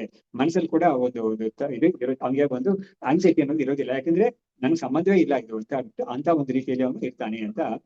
ಏವಂ ತತ್ವವಿದಂ ತೇ ದ್ವೇ ನೈವ ತಾಪಯತಃ, ತಾಪಯತ ಅಂತ ಶಬ್ದ ಹಾಕಿದ್ದಾರೆ. ಇದು ತೈತ್ರಿಯದಲ್ಲೂ ಹೀಗೆ ಆಗುತ್ತೆ, ತಪಿಸುತ್ತೆ ಅಂತಾನೆ ಒಂದು ಶಬ್ದವನ್ನು ಉಪಯೋಗಿಸಿದ್ದಾರೆ. ಹಾಗಾಗಿ ತಾಪಯತ ಅಂದ್ರೆ ದ್ವಿವಚನ. ಈ ಪುಣ್ಯ ಪಾಪ ಎರಡು ಕೂಡ ಇವನ್ನ ತಪ್ಪಿಸಲ್ಲ, ಯಾವುದೇ ಒಂದು ತೊಂದರೆಯನ್ನು ಮಾಡೋದೇ ಇಲ್ಲ, ಯಾಕಂದ್ರೆ ಅವನು ಅದನ್ನ ಮೀರಿ ಹೋಗ್ಬಿಟ್ಟಿದ್ದಾನೆ ಅಂತ ಈ ರೀತಿಯಲ್ಲಿ ಹೇಳಿ. ನೋಡಿ ಅಂತ ಕಂಡೀಷನ್ ಎಷ್ಟು ಸ್ಟ್ರಾಂಗ್ ಆಗಿರ್ಬೇಕು. ಇಲ್ಲಾಂದ್ರೆ ನಾನ್ ಮಾಡಿದ್ದೀನಿ ಅಂತ ಅವ್ನಿಗೆ ಫೀಲಿಂಗ್ ಬಂದ್ಬಿಟ್ರೆ ಅವ್ರು ಅದಕ್ಕೆ ಖಂಡಿತ ಅವನಿಗೆ ಕಾಡುತ್ತೆ, ಅದು ನನಗೆ ಇಲ್ವೇ ಇಲ್ಲ ಅದು ಅಂತ ಅವ್ನಿಗೆ ಒಂದು ಸ್ಟ್ರಾಂಗ್ ಡೀಪ್ ಕನ್ವಿಕ್ಷನ್ ಅವ್ನಿಗೆ ಇದೆ ಅದು. ಹೀಗೆ ಈಗ ಹೇಳ್ಬಿಟ್ಟು ಇವಾಗ ಅಂತರಂಗ ತರಾಹ ಏತೆ ಶಾಂತಿದಾಂತ್ಯಾದಿಯೋ ಅಖಿಲಾಹ ವಕ್ತವ್ಯಾಹ ಇತಿ ಅಭಿಪ್ರೇತ್ಯ ಶ್ರುತಿ ತತ್ರ ಪ್ರವರ್ತತೆ. ಇವಾಗ ಏನಾಯ್ತು, ನಮ್ಮ ಸಿಸ್ಟಮ್ ಅಲ್ಲಿ ಯಾವ ತರ ಒಂದು ಮೆಥಡ್ ಹೇಳಿದ್ದಾರೆ ಅಂತ ಹೇಳಿದ್ರೆ, ಆ ಅಂತಃಕರಣಕ್ಕೆ ಒಂದು ಶುದ್ಧತೆ ಬರ್ಬೇಕಾದ್ರೆ ಕರ್ಮವನ್ನು ಮಾಡ್ಬೇಕು, ಅಂತಃಕರಣಕ್ಕೆ ಒಂದು ಏಕಾಗ್ರತೆ ಅದೆಲ್ಲ ಬೇಕಾದ್ರೆ ಉಪಾಸನೆ ಮಾಡ್ಬೇಕು ಅಂತ ಒಂದು ನಿಯಮ ಕೊಟ್ಟು ಹೇಳಿದ್ದಾರೆ. ಅದರಲ್ಲೂ ಕೂಡ ಏನಾಗುತ್ತೆ, ಈ ಕರ್ಮ ಮತ್ತು ಉಪಾಸನೆ ಎರಡೂ ಕೂಡ ಹೊರಗಡೆ ಇದ್ಕೊಂಡು ಹೆಲ್ಪ್ ಮಾಡುತ್ತೆ ಆತ್ಮಜ್ಞಾನಕ್ಕೆ. ಆದ್ರೆ ಆತ್ಮಜ್ಞಾನಕ್ಕೆ ಹತ್ತಿರದಲ್ಲಿ ಇದ್ಕೊಂಡು ಹೆಲ್ಪ್ ಮಾಡೋದು ಯಾವ್ದು ಅಂತ ಕೇಳಿದ್ರೆ ಶಮ, ದಮ, ಉಪರತಿ, ತಿತಿಕ್ಷಾ ಅಂತ ಅಂತಃಕರಣಕ್ಕೆ ಬೇಕಾಗಿರೋ ಒಂದು ಡಿಸಿಪ್ಲಿನ್ಸ್ ಇದೆಯಲ್ಲ ಅವುಗಳೇ ಆತ್ಮಜ್ಞಾನಕ್ಕೆ ಹತ್ತಿರದಲ್ಲಿ ಇದ್ಕೊಂಡು ಹೆಲ್ಪ್ ಮಾಡೋದು. ಹಾಗಾಗಿ ಇದು ಕರ್ಮ ಅಂತ ಯಾವ್ದಿದೆಯೋ ಬಾಡಿಲಿ ಕರ್ಮ, ಅದೆಲ್ಲ ಬೇಡವೇ ಬೇಡವಾ ಅಂದ್ರೆ ಬೇಕೇ ಬೇಕಾಗುತ್ತೆ, ಖಂಡಿತ ಬೇಕಾಗುತ್ತೆ. ಬಟ್ ಒನ್ಲಿ ಥಿಂಗ್ ಇಸ್ ಅವುಗಳು ಒಂದು ಸ್ವಲ್ಪ ಫಾರ್ ರಿಮೂವ್ಡ್ ಆಗಿರುತ್ತೆ. ಆತ್ಮಜ್ಞಾನ ಅಂತ ಒಂದು ಯಾವ್ದಿದೆಯೋ ಆ ಗೋಲ್ಗೆ ಸ್ವಲ್ಪ ಫಾರ್ ರಿಮೂವ್ಡ್ ಆಗಿರುತ್ತೆ. ತುಂಬಾ ಕ್ಲೋಸ್ ಆಗಿರೋದು ಶಮದಮ, ಉಪರತಿ, ತಿತಿಕ್ಷಾ ಅಂತ ಆ ಎರಡು ಕೂಡ ಇದೆ. ಸೊ ಇದನ್ನೆಲ್ಲ ಕೂಡ ಬ್ರಹ್ಮಸೂತ್ರ ಭಾಷೆಯಲ್ಲಿ ಇದು ಮಾಡಿದ್ದಾರೆ, ಡಿಸ್ಕಸ್ ಮಾಡಿದ್ದಾರೆ ಇದೆಲ್ಲ ಕೂಡ. ಹಾಗಾಗಿ ಕರ್ಮ ಬೇಡವೇ ಬೇಡ ಅಂತ ಯಾರು ಹೇಳೋದೇ ಇಲ್ಲ, ಖಂಡಿತ ಬೇಕೇ ಬೇಕು. ಹಾಗಾದ್ರೆ ಇವನು ಆತ್ಮಜ್ಞಾನತೆಗೆ ಇವನು ರೆಡಿ ಆಗಿದ್ದಾನಲ್ಲ, ಅವ್ನಿಗೆ ಯಾತಕ್ಕೆ ನೀವು ಕರ್ಮ ಹೇಳ್ತೀರಿ ಅಂತ ಹೇಳಿದ್ರೆ ಮುಂಚೆ ಮಾಡಿರ್ಬೇಕು, ಅವನು ಮಾಡಿದ್ರಿಂದಲೇ ಅವನಿಗೆ ಈ ಒಂದು ಶಮದಮಾದಿಗಳೆಲ್ಲ ಕೂಡ ಮೈ ಕೂಡುತ್ತೆ, ಇದು ಇಲ್ಲಿವರೆಗೆ ಕೂಡೋದೇ ಇಲ್ಲ ಅಂತ ಹೇಳ್ಬಿಟ್ಟು ಎಲ್ಲವಕ್ಕೂ ಕೂಡ ಒಂದು ಕ್ಲೋಸ್ ಇಂಟರ್ ಲಿಂಕ್ಡ್ ಇದು ಕೊಟ್ಟಿದ್ದಾರೆ, ಕನೆಕ್ಷನ್ಸ್ ಕೊಟ್ಟಿದ್ದಾರೆ ಎಲ್ಲದಕ್ಕೂ ಕೂಡ. ಅದೆಲ್ಲಿ ಅದು ಆಗೋದೇ ಇಲ್ಲ ಅಂತ. ಅದಕ್ಕೆ ನಮ್ಮ ಪರಮಾತ್ಮನಂದ ಒಂದು ತುಂಬಾ ಚೆನ್ನಾಗಿರೋ ಒಂದು ಸ್ಟೇಟ್ಮೆಂಟ್ ಮಾಡೋರು ಅವ್ರು ಹೇಳ್ತಾರೆ, ಈ karmayoga is not complete without jnanayoga, jnanayoga is impossible without karmayoga. ಹಾಗಾಗಿ ಜ್ಞಾನಯೋಗಕ್ಕೆ ಒಬ್ಬ ಬರ್ಬೇಕಾದ್ರೆ ಕರ್ಮಯೋಗ ಅದನ್ನ ದಾಟೇ ಅದನ್ನ ಮಾಡಿಯೇ ಬರ್ಬೇಕು ಈ ಕಡೆ. ಸರಿ ಇದನ್ನ ಮಾಡಿದಾನೆ ಅಂತ ಹೇಳಿದ್ರೆ ಇದನ್ನು ಎಲ್ಲಿ ಕೊನೆಗಾಣುತ್ತೆ ಅಂತ ಹೇಳಿದ್ರೆ ಯೋಗದಲ್ಲಿ ತಗೊಂಡೋಗಿ ಬಿಡ್ಬೇಕು ಇವನ್ನ, ಅವಾಗ ಇನ್ನ ಕರ್ಮಯೋಗ ಅನ್ನೋದಕ್ಕೆ ಸಫಲತೆ. ಹಾಗಾಗಿ ಕರ್ಮಯೋಗ ಅನ್ನೋದು ಇಟ್ ಇಸ್ ಇಲ್ಲ, ವಿತೌಟ್ ಕರ್ಮಯೋಗ ಜ್ಞಾನಯೋಗ ಇಲ್ವೇ ಇಲ್ಲ. ಹಾಗಾಗಿ ಕರ್ಮಯೋಗ ಅದನ್ನ ಮಾಡಿದ್ರೇನೆ ನಮ್ಗೆ ಜ್ಞಾನಯೋಗಕ್ಕೆ ಹೋಗಕ್ಕಾಗುತ್ತೆ ಅಂತ ಇರೋದ್ರಿಂದ ಜ್ಞಾನಯೋಗ ಇಸ್ ಇಂಪಾಸಿಬಲ್ ವಿತೌಟ್ ಕರ್ಮಯೋಗ ಅಂತ ಅಷ್ಟು ಚೆನ್ನಾಗಿ ಅವ್ರು ಹೇಳಿದ್ದಾರೆ. ಸೊ ಹೀಗೆ ಅದನ್ನೇ ಇವ್ರು ಕೂಡ ಇಲ್ಲಿ ಹೇಳ್ತಾ ಇದ್ದಾರೆ. ಅಂತರಂಗ ತರಹ ಏತೆ ಶಾಂತಿದಾಂತ್ಯಾದಯೋ ಅಖಿಲಾಹ. ನೋಡಿ ಇದನ್ನು ಕೂಡ ಭಗವದ್ಗೀತೆ 6ನೇ ಅಧ್ಯಾಯ ಇದೆಯಲ್ಲ ಅದರಲ್ಲಿ ಬಿಗಿನಿಂಗ್ ಅಲ್ಲೇ ಬರ್ತೇದು. ಯೋಗ ಆರುರುಕ್ಷೋರ್ ಮುನೇರ್ ಯೋಗಂ ಕರ್ಮ ಕಾರಣ ಮುಚ್ಚತೆ ಯೋಗಾರೂಢಸ್ಯ ತಸ್ಯೈವ ಶಮ ಕಾರಣ ಮುಚ್ಚತೆ ಅಂತ ಹೇಳಿದೆ. ಸೊ ಯಾರಿಗೆ ಯೋಗದ ಒಂದು ಸ್ಟೇಟ್ಗೆ, ಯೋಗ ಅಂದ್ರೆ ಮೆಡಿಟೇಷನ್, ನಿಧಿಧ್ಯಾಸನ, ಅಲ್ಲಿ ಬಾಡಿ ಆಕ್ಷನ್ಸ್ ಎಲ್ಲ ಏನಿರೋದಿಲ್ಲ, ಅಲ್ಲಿ ಕೂರೋದೇ ಸುಮ್ಮನೆ, ಜಾಸ್ತಿ ಕೂರೋದೇ. ಅದಕ್ಕೆ ಯೋಗ ಸೀಟ್ ಅಂತ ಕೂಡ ಒಂದು ಸಿಗ್ತಾ ಇದೆ, ಅಮೆಝಾನ್ ಅಲ್ಲಿ ಸಿಗ್ತಾ ಇದೆ. ಅದನ್ನ ಕೂಡ ತಗೊಂಡು ನಮ್ಮ ಮನೇಲಿ ಇಟ್ಕೊಂಡು ಮಾಡ್ಬೋದು ಅದನ್ನ. ಹಾಗಾಗಿ ಅದ್ರಲ್ಲಿ ಬೇಕಾದಷ್ಟು ಟೈಪ್ಸ್ ಎಲ್ಲ ಬಂದಿದೆ ಇವಾಗ. ಯಾವ್ದು ಕೇಳಿದೆ ಅಂದ್ರೆ ಅಲ್ಲಿ ಕೂರೋದಷ್ಟೇನೆ, ಮಾಡೋದಿಲ್ಲ, ಅಲ್ಲಿ ಬಗ್ಗೋದು ಗಿಗೋದು ಅಲ್ಲ, ಇಲ್ವೇ ಇಲ್ಲ, ಅಲ್ಲಿ ಕೂರೋದಷ್ಟೇನೆ, ಸ್ಟಿಲ್ ಆಗಿ ಕೂರೋದಷ್ಟೇನೆ. ಹಾಗಾಗಿ ಅಲ್ಲಿ ಹೇಳುತ್ತೆ, ಯಾರಿಗೆ ಆ ಒಂದು ಯೋಗದ ಸ್ಥಿತಿಗೆ ಹೋಗ್ಬೇಕು ಅಂತ ಇದೆಯೋ ಅವನು ಈ ಕರ್ಮಗಳನ್ನ ಮಾಡ್ಬೇಕು. ಅವನು ಇಲ್ಲದ್ರೆ ಏನಾಗುತ್ತೆ ಅಂತ ಹೇಳಿದ್ರೆ, ಇದೆಲ್ಲ ಮಾಡಿ ಅವನ ಮನಸ್ಸಿಗೆ ಪರಿಪಕ್ವತೆ ತಗೊಳ್ದೆ ಅಲ್ಲಿ ಹೋದ್ರೆ ಅಲ್ಲಿ ಅವನು ಕೂರಲ್ಲ ಅಷ್ಟೇನೆ, ಶರೀರ ಕೂತಿರುತ್ತೆ ಅಷ್ಟೇನೆ, ಮನಸ್ಸು ಎಲ್ಲೆಲ್ಲೋ ಓಡಾಡ್ತಾ ಇರುತ್ತೆ ಅದು. ಹಾಗಾಗಿ ಮನಸ್ಸಿಗೆ ಅಲ್ಲಿ ಒಂದು ಬರ್ಬೇಕು ಅಂತ, ಅಲ್ಲಿ ಇರ್ಬೇಕು ಅಂತ ಒಂದು ಆಗ್ಬೇಕು ಅಂದ್ರೆ ಆ ಪಾಸಿಬಿಲಿಟಿ ಯಾವಾಗ ಆಗುತ್ತೆ ಅಂತ ಹೇಳಿದ್ರೆ, ಆ ಎಬಿಲಿಟಿ ಯಾವಾಗ ಸಿಗುತ್ತೆ ಅಂತ ಹೇಳಿದ್ರೆ, ಈ ಕರ್ಮಗಳನ್ನ ಅವ್ನು ಚೆನ್ನಾಗಿ ಮಾಡಿದ್ರೇನೆ ಸಿಗುತ್ತೆ ಅನ್ನೋದ್ರಲ್ಲಿ ಎರಡು ಮಾತು ಇಲ್ವೇ ಇಲ್ಲ. ಅದ್ರ ಮೇಲೆ ಇಟ್ ಇಸ್ ನಾನ್ ನೆಗೋಷಿಯಬಲ್, ಶಾಸ್ತ್ರಕ್ಕೆ ಇದು ಇರ್ಲೇಬೇಕಿದು ಅಂತ. ಆಮೇಲೆ ಯೋಗಾರೂಢಸ್ಯ ಏನು ಅಂದ್ರೆ ಯೋಗಾರೂಢನ ಆಗಿದ್ದಾನ ಅವನು, ಅವ್ನಿಗೆ ಏನು ನೆಕ್ಸ್ಟ್ ಅವ್ನಿಗೆ ಯಾವ್ದನ್ನ ಸಂಪಾದಿಸ್ಕೊಂಡು ಅಲ್ಲಿ ಇರ್ಬೇಕು, ಅವನಲ್ಲಿ ಮೇಂಟೈನ್ ಆಗ್ಬೇಕಂದ್ರೆ ಏನಿರ್ಬೇಕು, ಶಮಧಮಾದಿಗಳು ಇರ್ಬೇಕು ಅನ್ನೋದನ್ನ ಅಲ್ಲಿ ಆ ಗೀತೆಯಲ್ಲಿ ಹೇಳಿದ್ದೆ ಆ ಇದರಲ್ಲಿ 6ನೇ ಅಧ್ಯಾಯದಲ್ಲಿ. ಸೊ ಇವರು ಅಂತರಂಗತಃ ಏತೆ ಶಾಂತಿದಾಯಾದಯೋ ಅಖಿಲಾಹ ವಕ್ತವ್ಯಾಹ ಇತಿ ಅಭಿಪ್ರೇತ್ಯ ಶ್ರುತಿ ತತ್ರ ಪ್ರವರ್ತತೆ. ಈ ಶಮ ದಮ ಇದೆಲ್ಲ ಅವುಗಳ ಬಗ್ಗೆ ಹೇಳ್ಬೇಕು ಅನ್ನೋದ್ರ ಕಾರಣದಿಂದ ಈ ಒಂದು ಉಪನಿಷತ್ತು ಇನ್ ಮುಂದಕ್ಕೆ ಇರೋ ಭಾಗದಲ್ಲಿ ಅದನ್ನ ಹೇಳುತ್ತೆ ಅಂತ ಹೇಳ್ತಾ ಇದ್ದಾರೆ. ರುಚಿಮಾನ್ ಕರ್ಮಸನ್ಯಾಸಿ ಯುಕ್ತಃ ಶಮದಮಾದಿಭಿಃ ಮುಖ್ಯಾಧಿಕಾರಿ ಭೂತ್ವಾ ಅಸೌ ಆತ್ಮನಿ ಆತ್ಮಾನಂ ವೀಕ್ಷತೆ ಅಂತ. ಇದಕ್ಕೆಲ್ಲ ಮಂತ್ರಗಳಿದೆ ಇದರಲ್ಲಿ ಉಪನಿಷತ್ತಲ್ಲಿ, ಬೃಹದಾರಣ್ಯಕದಲ್ಲಿ. ಆ ಮಂತ್ರಗಳನ್ನ ಡೈರೆಕ್ಟ್ ಆಗಿ ಇವ್ರು ಕೋಟ್ ಮಾಡಿದ್ರೆ ಆ ಮಂತ್ರಗಳ ಒಂದು ಪರ್ಫೆಕ್ಟ್ ಯಾವ್ದಿದೆಯೋ ಅದನ್ನ ಇವ್ರ ಶಬ್ದಗಳಿಂದ ಹೇಳ್ತಾ ಇದ್ದಾರೆ. ಹೀಗೆ ರುಚಿಮಾನ್ ನೋಡಿ, ಅವ್ರು ಫಸ್ಟ್ ಹೇಳಿದ್ರೆ ರುಚಿಮಾನ್. ಏನ್ ರುಚಿ ಅಂತ ಹೇಳಿದ್ರೆ ಯಾವ್ದೋ ಒಂದು ಸಾಂಬಾರು ಚಟ್ನಿನೋ ಆ ರುಚಿ ಅಲ್ಲ ಇದು, ಇವನಿಗೆ ಈ ಆತ್ಮನಲ್ಲಿ ಒಂದು ರುಚಿ. ಇದರಲ್ಲಿ ನೋಡಿ, ಇದಕ್ಕೆ ನಮ್ಗೆ ವಿಷಯಗಳು ಸಿಗುತ್ತೆ ಅಂತ ಹೇಳಿದ್ರೆ, ನಮ್ಮ ಚಂದ್ರಶೇಖರ ಭಾರತಿಗಳಾಗ್ಲಿ, ಆಮೇಲೆ ಅಭಿನವ ವಿದ್ಯಾರ್ಥಿ ಅವರು ವಿದ್ಯಾರ್ಥಿ ಆಗಿದ್ದಾಗ, ಗುರುಕುಲದಲ್ಲಿ ಅವರು ಪಾಠಶಾಲೆಯಲ್ಲಿ ವಿದ್ಯಾರ್ಥಿ ಆಗಿದ್ದಾಗ ಅಲ್ಲೇ ತಾನೇ ಇರ್ಬೇಕು ಅವ್ರಿಗೆ ಊಟ ಗಿಟ ಎಲ್ಲ ಅಲ್ಲೇ ಆಗೋದು. ಹಾಗಾಗಿ ಅವ್ರಿಗೆ ವಿಚಾರಣೆ ಮಾಡಕ್ಕೆ ಯಾರೋ ಅಡ್ಮಿನಿಸ್ಟ್ರೇಟರ್ ಯಾರೋ ಒಬ್ರು ಬರ್ತಾರೆ, ಇಲ್ಲಿಗೆ ಬಂದು ಕೇಳ್ತಾರೆ ಅವ್ರಿಗೆ, ನಿಮ್ಗೆಲ್ಲ ಏನ್ ಅನುಕೂಲ ಎಲ್ಲ ಚೆನ್ನಾಗಿದೆಯಾ ಅಂತ ಕೇಳ್ತಾರೆ. ಅವರು ಊಟ ಎಲ್ಲ ಸರಿಯಾಗಿ ಇದಾಗಿ ಕೇಳ್ತಾರೆ.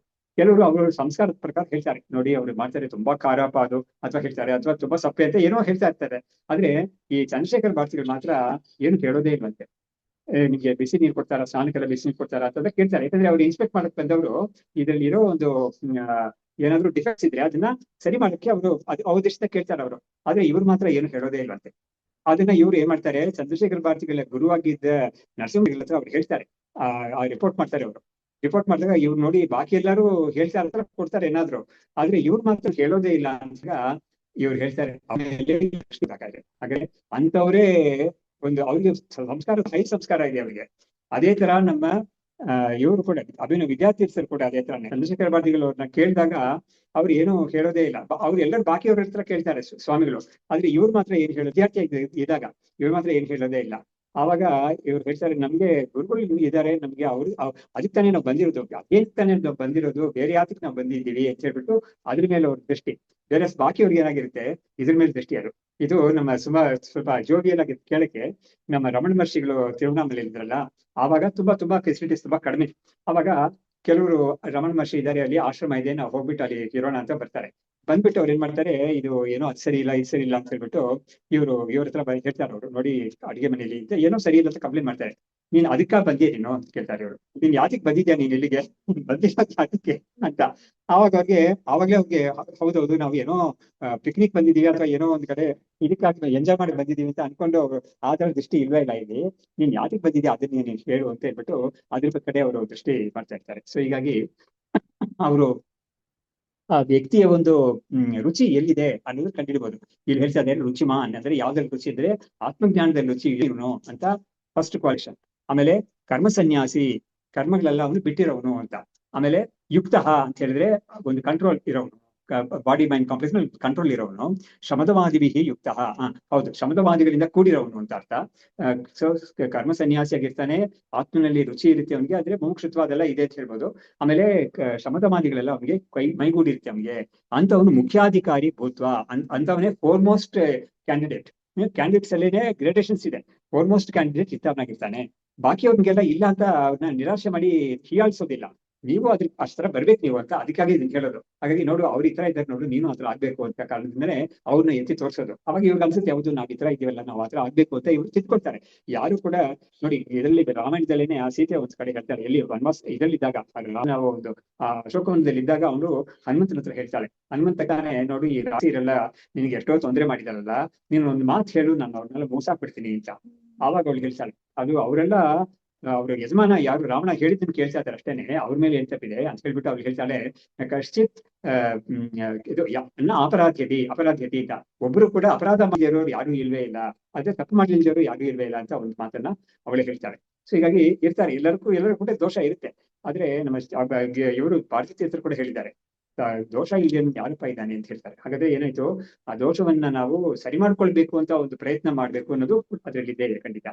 ಸೊ ಹೀಗೆ ರುಚಿಮಾನ್ ಕರ್ಮ ಸನ್ಯಾಸಿ ಶಮದವಾದಿಭಿ ಯುಕ್ತ ಮುಖ್ಯಾಧಿಕಾರಿ ಭೂತ್ವಾ ಅಸೌ ಆತ್ಮಾನ ನೀಕ್ಷತೆ. ಅಂತವ್ನ ಏನ್ ಮಾಡ್ತಾನೆ, ತನ್ನ ಅಂತಃಕರಣದಲ್ಲಿ ಈ ಆತ್ಮಸ್ವರೂಪವನ್ನ ಅವನು ಕಂಡುಕೊಳ್ತಾನೆ, ಅಂದ್ರೆ ಸಾಕ್ಷಾತ್ಕಾರ ಮಾಡ್ಕೊಳ್ತಾನೆ ಅಂತ ಉಪನಿಷತ್ ಮಂತ್ರ ಇರೋದನ್ನ ಇವರು ಈ ತರ ಹೇಳಿದ್ರು. ಪುಣ್ಯಂ ಚ ಜನ್ಮ ಹೇತುತ್ವಾತ್ ಅತ್ರ ಪಾಪೇ ಕರ್ಮಣಿ ಪೂರ್ವಂ ಉಕ್ತ್ವಾ ಇವಾಗ ಏನ್ ಹೇಳ್ತಾರೆ, ಈ ಒಂದು ಪುಣ್ಯ ಅನ್ನೋದು ಕೂಡ, ಈ ಒಂದು ಪುಣ್ಯ ಅನ್ನೋದು ಕೂಡ ಏಕೆಂದ್ರೆ ಖಂಡಿತ ಒಳ್ಳೇದಂತ ಏನು ಯಾರು ಒಳ್ಳೇದು ಅನ್ನೋದ್ರಲ್ಲಿ ಏನ ಮಾತು ಇಲ್ವೇ ಇಲ್ಲ. ಆದ್ರೆ ಈ ಮುಮುಕ್ಷು ಒಂದು ಪುಣ್ಯ ಕೂಡ ಏನಾಗಿದೆ, ಜನ್ಮ ಕಾರಣವಾಗುತ್ತೆ. ಅದರಿಂದ ಅವನು ಪುಣ್ಯವನ್ನು ಅವಾಯ್ತಾನೆ, ಪಾಪವನ್ನು ಖಂಡಿತ ಮಾಡ್ತಾನೆ, ಪಾಪವನ್ನು ಮಾಡ್ತಾನೆ ಅಂತ ಹೇಳಿದ್ರೆ ಅದು ಜನ್ಮಕ್ಕೆ ಕಾರಣ. ಯೋಗದಲ್ಲಿ ಈ ಪುಣ್ಯವೂ ಅಲ್ಲ ಪಾಪವೂ ಅಂತ ಒಂದು ಕರ್ಮ ತೋರಿಸುತ್ತೆ, ಅದೇ ಕರ್ಮ ಅಂತ ನಾವು ಹೇಳೋದು. ಸೊ ಅದನ್ನ ಅವ್ರು ವಾಪಸ್ ಹೇಳೋದು ಅಶುಭ ಅಕೃಷ್ಣ ಅಂತ. ಶುಕ್ಲ ಅಂದ್ರೆ ಬೆಳಿಪು ಅಂತ, ಕೃಷ್ಣ ಅಂದ್ರೆ ಅಂತ ಅರ್ಥ. ಸೊ ಕರ್ಮಕ್ಕೆ ಅದು ಈ ಬಣ್ಣವನ್ನು ಕೊಡುತ್ತೆ. ಅದು ಪತಂಜಲಿ ಯೋಗ ಸೂತ್ರ ಅಂದ್ರೆ ಕಪ್ಪು ಕರ್ಮ ಅಂದ್ರೆ ಪಾಪಕರ್ಮ, ಬಿಳಿ ಕರ್ಮ ಅಂತ ಹೇಳಿದ್ರೆ ಪುಣ್ಯ ಕರ್ಮ. ಸೊ ಅಶುಕ್ಲ ಅಕೃಷ್ಣ, ಇದು ಪುಣ್ಯವೂ ಅಲ್ಲ ಪಾಪವೂ ಅಲ್ಲ ಅಂತ ಹೇಳಿ ಇವನು ಕರ್ಮವನ್ನು ಮಾಡ್ತಾ ಇರ್ಬೇಕು. ಅಂದ್ರೆ ಇವನು ಯಾವ್ದನ್ನು ಅಕ್ಯುಮುಲೇಟ್ ಮಾಡ್ಕೊಳ್ದೆ ಮಾಡ್ಬೇಕು. ಅದು ಯಾವ್ದು ಅಂತ ಹೇಳಿದ್ರೆ ಅದು ಕರ್ಮ ಯೋಗವೇ. ಅದು ಶಂಕರಾಚಾರ್ಯ ಒಂದು ಕಡೆ ಈ ಭಗವದ್ಗೀತೆಯಲ್ಲೇ ಭಾಷೆಯಲ್ಲಿ ಹೇಳ್ತಾರೆ, ಈ ಕರ್ಮಕ್ಕೆ ಏನ್ ಸ್ವಭಾವ ಇದೆ ಅಂತ ಹೇಳಿದ್ರೆ ಬಂಧನವನ್ನು ಉಂಟು ಮಾಡೋ ಸ್ವಭಾವ ಇದೆ ಅದಕ್ಕೆ. ನೀನು ಪುಣ್ಯ ಕರ್ಮ ಮಾಡ, ನೀನು ಸ್ವರ್ಗಕ್ಕೆ ಹೋಗ್ಲೇಬೇಕಾಗುತ್ತೆ, ನೀನ್ ಬೇಡ ಅಂದ್ರೂ ಹೋಗ್ಲೇಬೇಕಾಗುತ್ತೆ, ಅಲ್ಲಿ ನೀನೆಲ್ಲ ಭೋಗವನ್ನು ಮಾಡ್ಬಿಟ್ಟು ತಿರ್ಗಾ ಬರ್ಬೇಕಾಗುತ್ತೆ. ಹಾಗೆ ಪುಣ್ಯಕರ್ಮ ಕೂಡ ಆ ರೀತಿಯಲ್ಲಿ ಒಂದು ಬಂಧನ ನಿನಗೆ ಜನ್ಮ ಕೊಡುತ್ತೆ. ಅದು ಮುಗಿಸ್ಬಿಟ್ಟು ವಾಪಸ್ ಬರುವಾಗ ಅದು ಇನ್ನೊಂದು ಕೂಡ ಒಂದು ಭಯಂಕರವಾಗಿ ಒಂದು ಹೇಳುತ್ತೆ, ಇದು ಈ ಲೋಕಕ್ಕೆ ವಾಪಸ್ ಬರ್ತಾನೋ ಅಥವಾ ಇನ್ನೂ ಪ್ರತಿ ಹೀನವಾದ ಲೋಕ ಕೂಡ ಹೋಗ್ಬೋದು ಅಂತ ಹೇಳ್ಬಿಟ್ಟು ಆ ತರ. ಹಾಗಾಗಿ ಹೀನ ತರಂ ಭಾವಿಸಂತಿ ಅಂತ ಅದನ್ನು ಕೂಡ ಈ ಸ್ನೇಕ್ ಅಂಡ್ ಲ್ಯಾಡರ್ ಎಕ್ಸಾಂಪಲ್ ಇಟ್ಕೊಂಡು ಅದು ಕೂಡ ಹೇಳಿದೆ.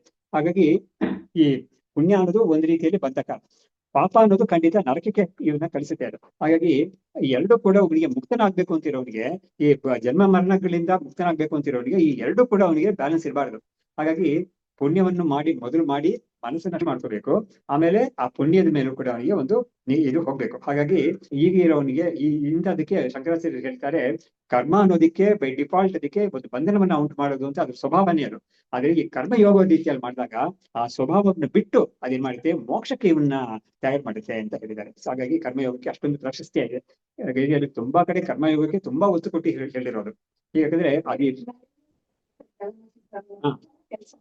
ಕರೆಕ್ಟ್. ಹಾಗಾದ್ರೆ ಅಂಟ್ಕೊಳ್ದೇ ಇರ್ಬೇಕು ಅಂತ ಹೇಳೋದಕ್ಕೆ ಆ ಕರ್ಮಯೋಗ ಅಂತ ಇರೋದು. ಸೊ ಪುಣ್ಯಂಶ ಜನ್ಮ ಹೇತುತ್ವಾದ ಹತ್ರ ಪಾಪ್ಮ ಇತಿ ವರ್ಣ್ಯತೆ. ಪುಣ್ಯವನ್ನು ನೀವು ಕೂಡ ಜನ್ಮಕ್ಕೆ ಕಾರಣವಾಗಿರೋದ್ರಿಂದ ಇಲ್ಲಿ ಈ ವೇದಾಂತದಲ್ಲಿ ಅದನ್ನು ಕೂಡ ಪಾಪ ಅಂತ ಕರೆಯುತ್ತೆ ಅದು ಅಂತ. ಪಾಪ ಅಂದ್ರೆ ಯಾವ ಪಾಪ, ಏನ್ ಅಧರ್ಮ ಮಾಡಿದ್ದಾನೆ ಅವನು ಅಂತ ಕೇಳ್ತಾರೆ.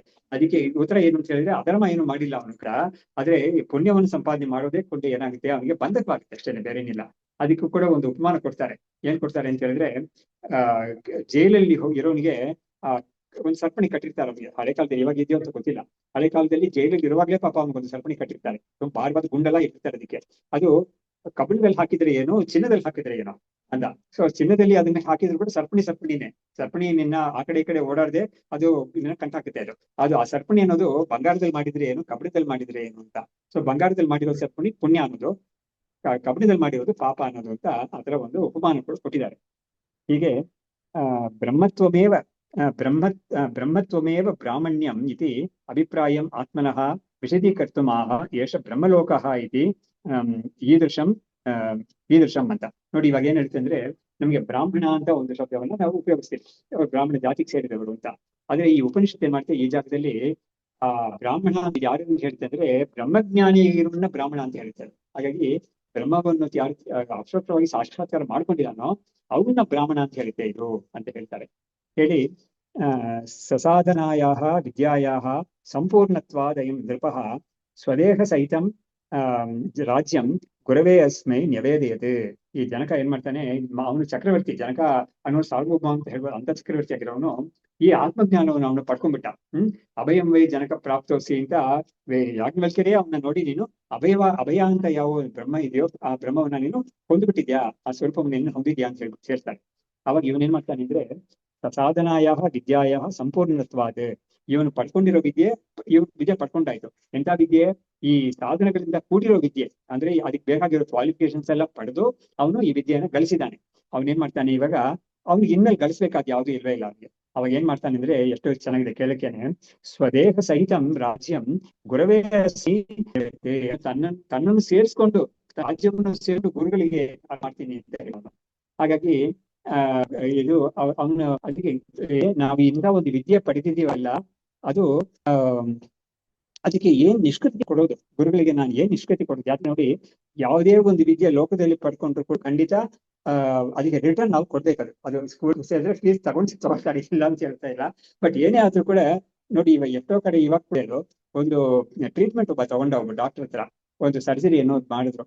ಅವ್ರು ಏನ್ ಮಾಡ್ತಾರೆ, ಅವರು ಇದೆಲ್ಲ ಮುಗಿಸ್ಕೊಂಡು ಮನೆಗೆ ಹೋದ್ಮೇಲೆ ಒಂದ್ ದಿವಸ ಡಾಕ್ಟರ್ನ ಹೋಗಿ ನೋಡ್ತಾರೆ, ಹಣ್ಣು ಗಿಣ್ಣೆಲ್ಲ ತಗೊಂಡಾಗ ಅವ್ರಿಗೆ ಒಂದು ಕೊಡ್ತಾರೆ ಅವರು. ಸೊ ಹೀಗಾಗಿ ಒಬ್ಬರ ಹತ್ರ ನಾವು ಯಾವುದೇ ಒಂದು ಉಪಕಾರ ತಗೊಂಡ್ರು ಕೂಡ ಅವ್ರಿಗೆ ಒಂದು ರಿಟರ್ನ್ ಮಾಡ್ಬೇಕು ಅಂತ ಲೋಕದಲ್ಲಿ ಒಂದು ರೂಢಿ ಇದೆ. ಅದು ಮಾಡದೆ ಹೋದ್ರೆ ತಪ್ಪು ಅಂತಾನೂ ಇದೆ. ಹಾಗಾಗಿ ಇಂಥ ಒಂದು ಬ್ರಹ್ಮವಿದ್ಯೆಯನ್ನ ಒಬ್ಬ ಪಡ್ಕೊಂಡವನು ಅದಕ್ಕೆ ಏನು ನಾವು ಕೊಡಕ್ಕಾಗುತ್ತೆ, ಅದಕ್ಕೆ ಏನೋ ಬೆಲೆ ಕಟ್ಟಕ್ಕಾಗುತ್ತೆ ಅದಕ್ಕೆ. ಯಾಕಂದ್ರೆ ಎಲ್ಲದಕ್ಕಿಂತ ಹೈಯೆಸ್ಟ್ ವಿದ್ಯೆ ಇದು. ಇವನ್ಗೆ ಮತ್ತೆ ಇದಕ್ಕೆ ಸಂಸಾರಕ್ಕೆ ಬರದೇ ಮಾಡ್ಬಿಡುತ್ತೆ ಅಂತ ಒಂದು ವಿದ್ಯೆ ಇದು. ಅದನ್ನ ಪಡ್ಕೊಂಡವನು ಏನ್ ಕೊಡಕ್ಕಾಗುತ್ತೆ ಅಂತ ಹೇಳ್ಬಿಟ್ಟು ಇವನೇನ್ ಮಾಡ್ತಾನೆ, ಅವನು ತನ್ನ ಸೇರ್ಸ್ಕೊಂಡು ಈ ರಾಜ್ಯವೆಲ್ಲ ಕೊಟ್ಬಿಡ್ತಾನೆ. ಇದನ್ನ ನಾವು ಬಲಿ ಚಕ್ರವರ್ತಿಯಲ್ಲಿ ಕೂಡ ನಾವು ನೋಡ್ಬೋದು. ಬಲಿ ಚಕ್ರವರ್ತಿ ಅವನು ಮೊದಲೇ ಒಪ್ಕೊಂಡ್ಬಿಟ್ಟ, ಇವನು 3 ಅಡಿ ಕೇಳಿದಾಗ ಒಪ್ಕೊಂಡ್ಬಿಟ್ಟ, ಅವ್ನು ಕೊಡ್ತೀನಿ ಅಂತ. ಅದು ನೋಡ್ರೆ ಏನೋ ಯಾವ್ದು ಯಥಾತಥ ಆಗೋಯ್ತು. ಅದು ಕೊನೆಯಲ್ಲಿ 3ನೇ ಇದು ಪಾದ ಎಲ್ಲಿ ಇರೋದು ಕೇಳಿದಾಗ ಅದಕ್ಕೆ ತಲೆನೇ ಕೊಟ್ಟ ಅಂತ ಇದು. ಆದ್ರೆ ಯಾರೋ ಕೆಲವ್ರು ಹೇಳಿದ್ರು ಈ ಪುರಾಣದಲ್ಲಿ ಇಲ್ವಂತೆ, ತಲೆ ಸ್ವೀಕಾರ ಮಾಡ್ಕೊಂಡ್ರೆ ಎಲ್ಲೋ ಇರ್ಬೋದು. ನಿಮ್ಗೆ ಮೊನ್ನೆ ಯಾವ್ದು ಕೇಳ್ತೆ, ಏನೇ ಇಲ್ಲಿ ಪರವಾಗಿಲ್ಲ, ಇಲ್ಲಿ ಅಹಂಕಾರ ಎಲ್ಲ ಪೂರ್ತಿ ಹೊಟ್ಟೋಗಿದೆ ನಮ್ಗೆ. ಅದೇ ತ್ಯಾಗ ನಾಶ ಆಗುದು, ಅದೇ ಸಂಕೇತ, ಅದಕ್ಕೆ ಸಂಕೇತ. ಹಾಗಾಗಿ ನಮ್ಮ ನೊಚೂರ್ ಸ್ವಾಮಿಗಳಿದಾರಲ್ಲ, ರಮಣ ಚಂದ್ರ ತೀರ್ಥ, ಅವ್ರು ತುಂಬಾ ಚೆನ್ನಾಗಿ ಒಂದ್ ಮಾತು ಹೇಳಿದ್ರು. ಮೊದಲು ಅವ್ನು ಏನ್ ಮಾಡಿದ, ಬಲಿ ಚಕ್ರವರ್ತಿ ಅವ್ರು ಭಾಗವತ ತುಂಬಾ ಚೆನ್ನಾಗಿ ಮಾಡಿದಾರೆ. ಅವರು ಇದಕ್ಕೆ ಈ ಸನ್ಯಾಸ ತಗೊಳಕ್ ಮುಂಚೆ ಅವರು ತುಂಬಾ ಭಾಗವತ ಸಪ್ತಾಹಗಳಿಗೆಲ್ಲ ತಮಿಳ್ನಾಡೆಲ್ಲ ಮಾಡಿದ್ದಾರೆ. ಇಂಗ್ಲಿಷಲ್ಲೂ ತಮಿಳಲ್ಲೂ ಮಾಡಿದ್ದಾರೆ, ಇಂಗ್ಲಿಷಲ್ಲಿ ತಮಿಳಲ್ಲಿ ಕೇರಳದಲ್ಲೆಲ್ಲ ಮಾಡಿದ್ದಾರೆ ಅವರು. ನಾನು ಅವಾಗಲೇ ಕೇಳಿದ್ದೀನಿ, 25 ವರ್ಷ ಮುಂಚೆ ಕೇಳಿದ್ವಿ ನಾವು. ಅವರು ಯಾವ ತರ ಹೇಳ್ತಾರೆ ಅಂದ್ರೆ, ಈ ಬಲಿಚಕ್ರವರ್ತಿ ಹೇಳುವಾಗ, ಬಲಿಚಕ್ರವರ್ತಿ 2 ಅಡಿಗಳಿಂದ, ಅದಕ್ಕೆ 3 ಅಡಿ ಕೊಡ್ತೀನಿ ಅಂತ ಹೇಳಿದ್ನಲ್ಲ, ಅದಕ್ಕೆ 2 ಅಡಿಗಳಿಂದ ಅವನಿಗೆ ಪೊಸೆಷನ್ಸ್ ಎಲ್ಲ ಕೊಟ್ಬಿಟ್ಟ, 3ನೇ ಅಡಿಗಳಿಂದ ಪೊಸೆಸರ್ನು ಕೊಟ್ಬಿಡ್ತ ಅಂತ. ಸೊ ಪೊಸೆಷನ್ಸ್ ಹೋದ್ಮೇಲೆ ಪೊಸೆಸರ್ ಅನ್ನೋದು ಒಂದು ಉಳ್ಕೊಂಡಿರ್ತಲ್ಲ, ಅದನ್ನು ಕೊಟ್ಬಿಟ್ಟ ಅವನು ಅಂತ ಅದನ್ನ ಹೇಳ್ತಾರೆ. ಸೊ ಆತರ ಇವನು ಕೂಡ ಏನ್ ಮಾಡ್ತಾನೆ, ಈ ರಾಜ್ಯ ಎಲ್ಲ ಅವ್ನಿಗೆ ಸೇರಿತ್ತು, ಅವ್ನು ನಂದು ರಾಜ್ಯ ಅಂತ ಇಟ್ಕೊಂಡಿದ್ದ. ಅವಾಗ ರಾಜ್ಯವನ್ನು ಕೊಡ್ತಾನೆ, ತನ್ನನ್ನು ಸೇರ್ಸ್ಕೊಂಡು ಪೊಸೆಸರ್ನು ಸೇರ್ಸ್ಕೊಂಡು ಕೊಡ್ತಾನೆ ಇವಾಗ ಅಂತ ಈ ತರ ಹೇಳ್ತಾರೆ. ಇದನ್ನ ನಮ್ಗೆ ಈ ಪ್ರಶ್ನೋಪನಿಷತ್ ಅಂತ ಒಂದಿದೆ, ಉಪನಿಷತ್ತಲ್ಲಿ ಬರೆದು ಶಂಕರಾಚಾರ್ಯರಿಗೆ ಭಾಷೆ ಬರೆದಿದ್ದಾರೆ. ಅದರಲ್ಲಿ 6 ಜನ ತುಂಬಾ ಒಳ್ಳೆ ಸಾಧಕರು, ತುಂಬಾ ಅಕಾಂಪ್ಲಿಷ್ಡ್, ವೆರಿ ಹೈಲಿ ಅಕಾಂಪ್ಲಿಷ್ಡ್ ಇದು ಆಸ್ಪಿರೆಂಟ್ಸ್. ಸೊ ಹಾಗಾಗಿ ಅವರು ಪಿಪಲಾದರು ಅಂತ ಒಂದು ಮುನಿ ಹತ್ರ ಹೋಗ್ಬಿಟ್ಟು, ನಮ್ಗೆ ಈ ಪರತತ್ವ ತಿಳಿಸ್ಕೊಡಿ, ಅಪರತತ್ವ ನಾವು ತಿಳ್ಕೊಂಡಿದ್ದೀವಿ, ಪರತತ್ವ ನಮ್ಗೆ ಬೇಕು ಅಂದ್ರೆ ನಿರ್ಗುಣ ಬ್ರಹ್ಮ ಜ್ಞಾನ ಬೇಕು ನಮ್ಗೆ, ಸಗುಣದ ವಿಷಯ ನಮ್ಗೆ ನಾವು ಅಭ್ಯಾಸ ಮಾಡಿದೆ ಅಂತ ಹೇಳ್ತಾರೆ. ಅವಾಗ ಅವರು ನೋಡ್ಬೋದು, 1 ವರ್ಷ ನೀವು ಇಲ್ಲಿ ಇದೆಲ್ಲ ಬ್ರಹ್ಮಚರ್ಯದಲ್ಲಿ ಇರಿ ನೀವು, ಆಮೇಲೆ ನನಗೆ ಏನಾದ್ರು ತಿಳಿದ್ರೆ ನಿಮ್ಗೆ ಹೇಳ್ತೀನಿ ಅಂತ ಆತರ ಹೇಳಿ ಅವರು ಕೂಡ ಇದ್ ಮಾಡ್ತಾರೆ. ಆಮೇಲೆ ಒಂದೊಂದು ಇದಾಗಿ ಎಲ್ಲರಿಗೂ ಕೂಡ ಕೊನೆಯಲ್ಲಿ ಎಲ್ಲರಿಗೂ ಜ್ಞಾನವನ್ನು ದಯಪಾಲಿಸ್ತಾರೆ, ಎಲ್ಲರೂ ಜ್ಞಾನಿಗಳಾಗ್ಬಿಡ್ತಾರೆ. ಕೊನೆಯಲ್ಲಿ ಬರೋದು ಏನು ಅಂತ ಹೇಳಿದ್ರೆ, ಜ್ಞಾನಿಗಳಾದ್ಮೇಲೆ ಅವರು ಈ ಗುರುಗಳಿಗೆ ನಾವು ಏನ್ ಕೊಡೋದು ಅಂತ ಅವ್ರು ಏನ್ ಮಾಡ್ತಾರೆ, ಅವರು ಗುರುವನ್ನ ಇವರು ಆ ಉಪನಿಷದಲ್ಲಿ ಬರುತ್ತೆ, ಅರ್ಚೆಂತಹ ಅಂತ ಹೇಳಿದ್ರೆ ಗುರುಗಳನ್ನ ಅರ್ಚನೆ ಮಾಡ್ತಾರೆ, ಪಾದ ಅರ್ಚನೆ ಮಾಡ್ತಾರೆ. ಮಾಡ್ಬಿಟ್ಟು ತ್ವಮ್ಹಿನ ಪಿತಾ, ನೀವೇ ನಮ್ಗಳಿಗೆಲ್ಲ ತಂದೆ ಅಂತ ಹೇಳ್ತಾರೆ. ಇವಾಗ ತಂದೆ ಅಂತ ಹೇಳಿದ್ಮೇಲೆ ಅದಕ್ಕೆ ಏನ್ ಅನ್ನೋದನ್ನ ಅವರೇ ಹೇಳ್ತಾರೆ, ನೀವೇ ನಮ್ಗೆ ತಂದೆ. ನೀವು ಯಾತಕ್ಕೆಂದ್ರೆ ನೀವು ನಮ್ಮನ್ನ ಅವಿದ್ಯೆಯ ಆ ದಡಕ್ಕೆ ನಮ್ಮನ್ನ ಸೇರಿಸ್ಬಿಟ್ಟಿದ್ದೀರಾ. ನಾವು ಈ ದಳದಲ್ಲಿ ಇದ್ವಿ, ನಾವು ಸಂಸಾರದಲ್ಲಿದ್ವಿ, ಅವಿದ್ಯೆಯ ಆ ದಳಕ್ಕೆ ನಮ್ಮನ್ನ ಸೇರಿಸ್ಬಿಟ್ಟಿದ್ದಾರ ನೀವು ಅಂತ ಹೇಳಿದ್ರಿಂದ ಅವ್ರು ಯಾವ ತರ ಕೊಂಡಾಡ್ತಾರ ಅವರು. ಶಂಕರಾಚಾರ್ಯರು ಅದರಲ್ಲಿ ಅದಕ್ಕೆ ಭಾಷೆ ಬರೆಯುವಾಗ ತುಂಬಾ ಚೆನ್ನಾಗಿ ಹೇಳ್ತಾರೆ ಅವರು. ಈ ಅರ್ಚನೆ ಮಾಡೋದು ಅಂದ್ರೆ ಏನು ಅಂದ್ರೆ ಪಾದ ಪ್ರಕ್ಷಾಳನ, ಪ್ರದಕ್ಷಿಣ ನಮಸ್ಕಾರ, ಪುಷ್ಪಗಳಿಂದ ಅವ್ರಿಗೆ ಅರ್ಚನೆ ಮಾಡಿದ್ರು ಅಂತ ಅದನ್ನ ಹೇಳ್ತಾರೆ ಶಂಕರಾಚಾರ್ಯರು. ಮಾಡ್ಬಿಟ್ಟು ನೀವು ನಮ್ಮ ತಂದೆ ನೀವು ಅಂತ ಹೇಳಿದ್ರಲ್ಲ, ಹೇಗ್ ತಂದೆ ಅಂತ ಕೇಳಿದ್ರೆ ಶಂಕರಾಚಾರ್ಯರು ಹೇಳ್ತಾರೆ, ನಮ್ಮ ಲೋಕದಲ್ಲಿ ಒಬ್ಬನಿಗೆ ಜನ್ಮ ಕೊಟ್ಟಿದ್ದ ತಂದೆ ಇದ್ದಾನಲ್ಲ, ಬಯೋಲಾಜಿಕಲ್ ಫಾದರ್ ಇದ್ದಾನಲ್ಲ, ಅವನೇ ಪೂಜ್ಯ ತಮ. ತುಂಬಾ ಆಶ್ಚರ್ಯವಾಗಿದ್ದ ಶಂಕರಾಚಾರ್ಯ ಕೇಳಿದಾಗ, ಅದ್ ಯಾರು ನಮ್ಗೆ ಜನ್ಮ ಕೊಟ್ಟಿದ್ದಾನೋ ಲೋಕದಲ್ಲಿ ಅವನು ಪೂಜ್ಯಕ್ಕಿಂತ ಅವನೇ ಪೂಜ್ಯ ತಮ, ಅಂದ್ರೆ ಸೂಪರ್ಲೇಟ್. ತಮ ಅಂತ ಹೇಳಿದ್ರೆ ಸೂಪರ್ಲೇಟಿವ್, ಎಲ್ಲರಿಗಿಂತ ಅವನೇ ಪೂಜ್ಯ. ಆದ್ರೆ ಈ ಗುರು ಏನ್ ಮಾಡಿದ್ದಾರೆ ಅಂತ ಹೇಳಿದ್ರೆ, ನಮ್ಗೆ ಮತ್ತೆ ಜನ್ಮವೇ ಬರದೇ ಇರೋ ತರ ಒಂದು ಜನ್ಮವನ್ನು ಕೊಟ್ಟಿದ್ದಾರೆ. ಯಾವ್ದನ್ನು ಕೊಟ್ಟಿದ್ದಾರೆ ಅಂದ್ರೆ ಬ್ರಹ್ಮ ಶರೀರವನ್ನು ಕೊಟ್ಟಿದ್ದಾರೆ ಅಂತ ಹೇಳ್ತಾರೆ. ನನಗೆ ಈ ಮಾಂಸ ಶರೀರವನ್ನು ಕೊಟ್ಟಿದ್ದ ತಂದೆನೇ ತುಂಬಾ ಪೂಜಿತಮ. ಯಾದಕ್ಕೆ ಅಂತ ಹೇಳಿದ್ರೆ, ಒಂದು ಜನ್ಮವನ್ನು ಕೊಟ್ಟು ನಿಮ್ಗೆ ಈ ಭೂಲೋಕದಲ್ಲಿ ಒಂದು ಸಾಧನೆ ಮಾಡಕ್ಕೆ ಒಂದು ಅನುಕೂಲ ಮಾಡ್ಕೊಟ್ರಲ್ಲ, ಹಾಗಾಗಿ ಆ ತಂದೆ ಮೇಲೆ ಅವ್ನಿಗೆ ಅಷ್ಟೊಂದು ಇದಿರ್ಬೇಕು. ನನಗೆ ಒಂದು ವಿದ್ಯೆ, ಅನ್ನವಸ್ತ್ರಾದಿಗಳೆಲ್ಲ ನನಗೆ ಕೊಟ್ಟು ನನಗೆ ಬೆಳೆಸಿ ನನಗೆ ನನ್ನ ಕಾಲಲ್ಲಿ ನಿಂತ್ಕೊಂಡು ಇರೋ ತರ ಮಾಡಿದಾರಲ್ಲ ಅನ್ನೋಕೇನೆ ಒಂದು ಗ್ರಾಟಿಟ್ಯೂಡ್ ಇರ್ಬೇಕು. ಅದಕ್ಕೇನೆ ನೋಡಿ, ಇವಾಗ ಯಾರು ತೀರ್ಕೊಂಡ್ಬಿಟ್ರೆ ಅವ್ರಿಗೆ ಸ್ಮಶಾನದಲ್ಲಿ ಹೋಗಿ ಮಾಡ್ತಾ ಇರ್ತೀವಲ್ಲ, ಅವಾಗ ಇದು ಅಗ್ನಿ ಎಲ್ಲ ಮಾಡೋಕ್ಕೆ ಮುಂಚೆ ಅದರಲ್ಲಿ ಪುರೋಹಿತರು ಹೇಳ್ತಾರೆ, ಅವ್ರನ್ನ ನೆನೆಸ್ಕೊಂಡು ಒಂದು ನಿಮಿಷ ನೆನಪು ಮಾಡ್ಕೊಳ್ತಾನ ಅಂತ ಹೇಳ್ತಾರೆ. ಇವನಿಗೆ ಕರ್ತರಿಗೆ ಕರ್ಮ ಮಾಡೋದಿಗೆ ತಂದೆನೋ ತಾಯಿಗೆ ಹೋಗಿರ್ತಾರಲ್ಲ, ಅವ್ನು ಮಾಡಕ್ ಹೋಗಿರ್ತಾನಲ್ಲ ಅಲ್ಲಿ ಸ್ಮಶಾನಕ್ಕೆ, ಅವ್ನಿಗೆ ಹೇಳ್ತಾರೆ, ಪುರೋಹಿತರು ಹೇಳ್ತಾರೆ, ಒಂದ್ ಕ್ಷಣ ಅವ್ನಿಗೆ ನೆನಪು ಮಾಡ್ಕೊ ನೀನು ಅಂತ ಹೇಳ್ತಾರೆ. ಹೀಗಾಗಿ ಶಂಕರಾಚಾರ್ಯ ಹೇಳ್ತಾರೆ, ನಮ್ಗೆ ಜನ್ಮ ಕೊಟ್ಟ ತಂದೆನೇ ಪೂಜ್ಯ ತಮ ಲೋಕದಲ್ಲಿ, ಅವ್ರಿಗಿಂತ ಹೈಯೆಸ್ಟ್ ಅಂತ ಯಾರು, ಹೈಯರ್ ಅಂತ ಯಾರು ಇಲ್ಲ. ಆ ಸೂಪರ್ಲೇಟಿವ್ ಡಿಗ್ರಿ ಹೇಳಿದ್ರು. ಹಾಗಿರುವಾಗ ಈ ಒಂದು ಜನ್ಮವೇ ಬರದೇ ಇರೋ ರೀತಿಯಲ್ಲಿ ನಮ್ಗೆ ಇವ್ರು ಏನ್ ಜನ್ಮ, ಪಿತಾ ಅಂತ ಹೇಳಿದ್ರೆ ಒಂದು ಜನ್ಮ ಕೊಟ್ಟಿರ್ಬೇಕಲ್ವಾ, ಇವ್ರು ಏನ್ ಜನ್ಮ ಕೊಟ್ಟಿದ್ದಾರೆ ಅಂತ ಹೇಳಿದ್ರೆ ಬ್ರಹ್ಮ ಶರೀರವನ್ಗೆ ನೀನು ಕೊಟ್ಟಿದ್ದಾರೆ ಅಂತ ಹೇಳ್ತಾರೆ ಅವರು.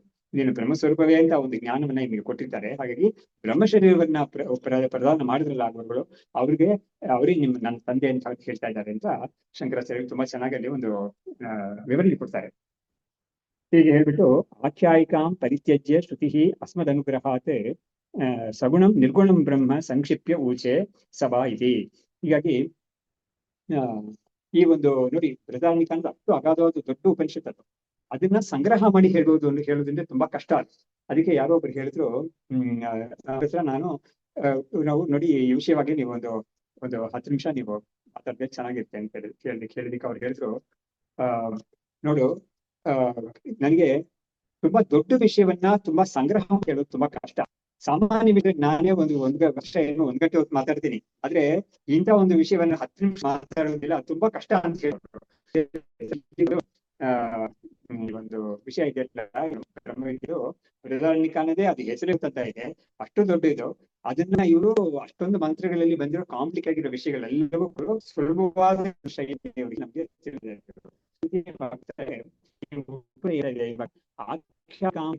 ಆಖ್ಯಾಯಿಕೆ ಅಂದ್ರೆ ಕತೆ ಅಂದ್ರೆ ಜನಕರಿಗೂ ಯಾಜ್ಞವಲ್ಕ್ಯರಿಗೂ ಆಗಿರೋ ಅದೇ ಕಥೆಯಲ್ಲಿ ಬೇಕಾದಷ್ಟು ವಿಷಯ ಬಂದಿದೆ ನೋಡಿ. ಕೊನೆಯಲ್ಲಿ ಅವನು ರಾಜ್ಯವನ್ನೇ ಕೊಡ್ತಾನೆ, ಅವನಿಗೆ ಆಫರ್ ಮಾಡ್ತಾನೆ ಅಂತೆಲ್ಲ ಇದೆಯಲ್ಲ. ಹೀಗೆ ಆಖ್ಯಾಯಿಕಾಂ ಪರಿತ್ಯಜ್ಯ ಅಸ್ಮದನುಗ್ರಹಾತ್, ಈ ಕಥೆಯನ್ನ ಬಿಟ್ಟು ಕಥೆಯಿಂದ ಸ್ವಲ್ಪ ಈ ಕಡೆ ಬಂದು ನಮ್ಗೆ ವಿಷಯ ಹೇಳ್ತಾ ಇದೆ ಇವಾಗ ಅಂತ. ಏನ್ ಹೇಳ್ತಾ ಇದೆ ಅಂದ್ರೆ, ಸಗುಣ ನಿರ್ಗುಣಂ ಬ್ರಹ್ಮ ಸಂಖ್ಯೆ ಊಚೆ ಸವಾ ಇತಿ.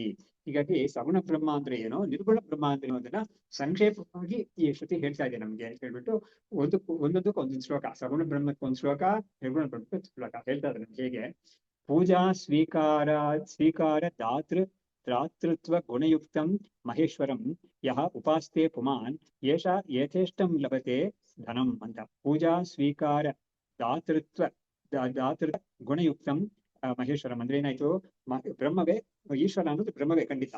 ಸಗುಣ ಬ್ರಹ್ಮ ಅನ್ನೋದು ಎಂತಾಗಿದ್ದ ಲಕ್ಷಣ ಏನು ಅಂದ್ರೆ, ನಾವದಕ್ಕೆ ಏನು ಪೂಜೆ ಮಾಡ್ತೀವೋ ಅದನ್ನ ಅದು ಸ್ವೀಕರಿಸುತ್ತೆ, ನಮಗೆ ಅದು ಫಲವನ್ನು ಕೊಡುತ್ತೆ ನಮ್ಗೆ. ಹಾಗಾಗಿ ಪೂಜೆಗೆ ತಕ್ಕನಾಗಿ ಫಲ ಕೊಡುತ್ತೆ. ಹಾಗಾಗಿ ಅಂತ ಒಂದು ಸ್ವರೂಪ ಇದೆಯಲ್ಲ, ಅಂತ ಗುಣಗಳಿರೋದಿಲ್ಲ, ಪೂಜೆಯನ್ನು ನಾವು ಮಾಡೋ ಪೂಜೆಯನ್ನ ಸ್ವೀಕರಿಸೋದು, ತಕ್ಕನಾದ ಫಲ ಕೊಡೋದು ಇಲ್ಲ, ಅಂತ ಒಂದು ಸಗುಣ ಬ್ರಹ್ಮ, ಅದೇ ಈ ಮಹೇಶ್ವರ. ಅದು ಯಾವ ಅಂತ ಒಂದು ಸ್ವರೂಪವನ್ನ ಯಾರು ಉಪಾಸನೆ ಮಾಡೋ ಒಂದು ಮನುಷ್ಯ, ಅವನು ಯಥೇಷ್ಟಂ ಲಭತೆ ಧನಂ ಅಂತ, ಅವನು ಯಥೇಷ್ಟಂ, ಅವನಿಗೆ ಎಷ್ಟು ಬೇಕಿಗೆ ಅದು ಎಲ್ಲವನ್ನೂ ಅವನು ಹೊಂದಿದ್ರೆ ಏನಾಯ್ತು, ಅಭ್ಯುದಯ ಅಂತ ಯಾವ್ದು ಇದೆಯೋ ಅವನಿಗೆ ಈ ಲೋಕದಲ್ಲಿ ತುಂಬಾ ಒಳ್ಳೆಯ ಒಂದು ಸ್ಥಿತಿ, ಆಮೇಲೆ ದೊಡ್ಡ ಒಂದು ಅನುಕೂಲ, ಬೇರೆ ಲೋಕಗಳಲ್ಲೂ ಕೂಡ ತುಂಬಾ ಒಂದು ಭೋಗ ಎಲ್ಲ ಅವನಿಗೆ ಸಿಗುತ್ತೆ, ಯಥೇಷ್ಟ, ಅದಕ್ಕೆ ಬೇಕಾದಷ್ಟು ಸಿಗುತ್ತೆ ಅವನಿಗೆ ಇಂಥ ಒಂದು ಈಶ್ವರನ ಹೀಗೆ ಪೂಜೆ ಮಾಡಿದ್ರೆ.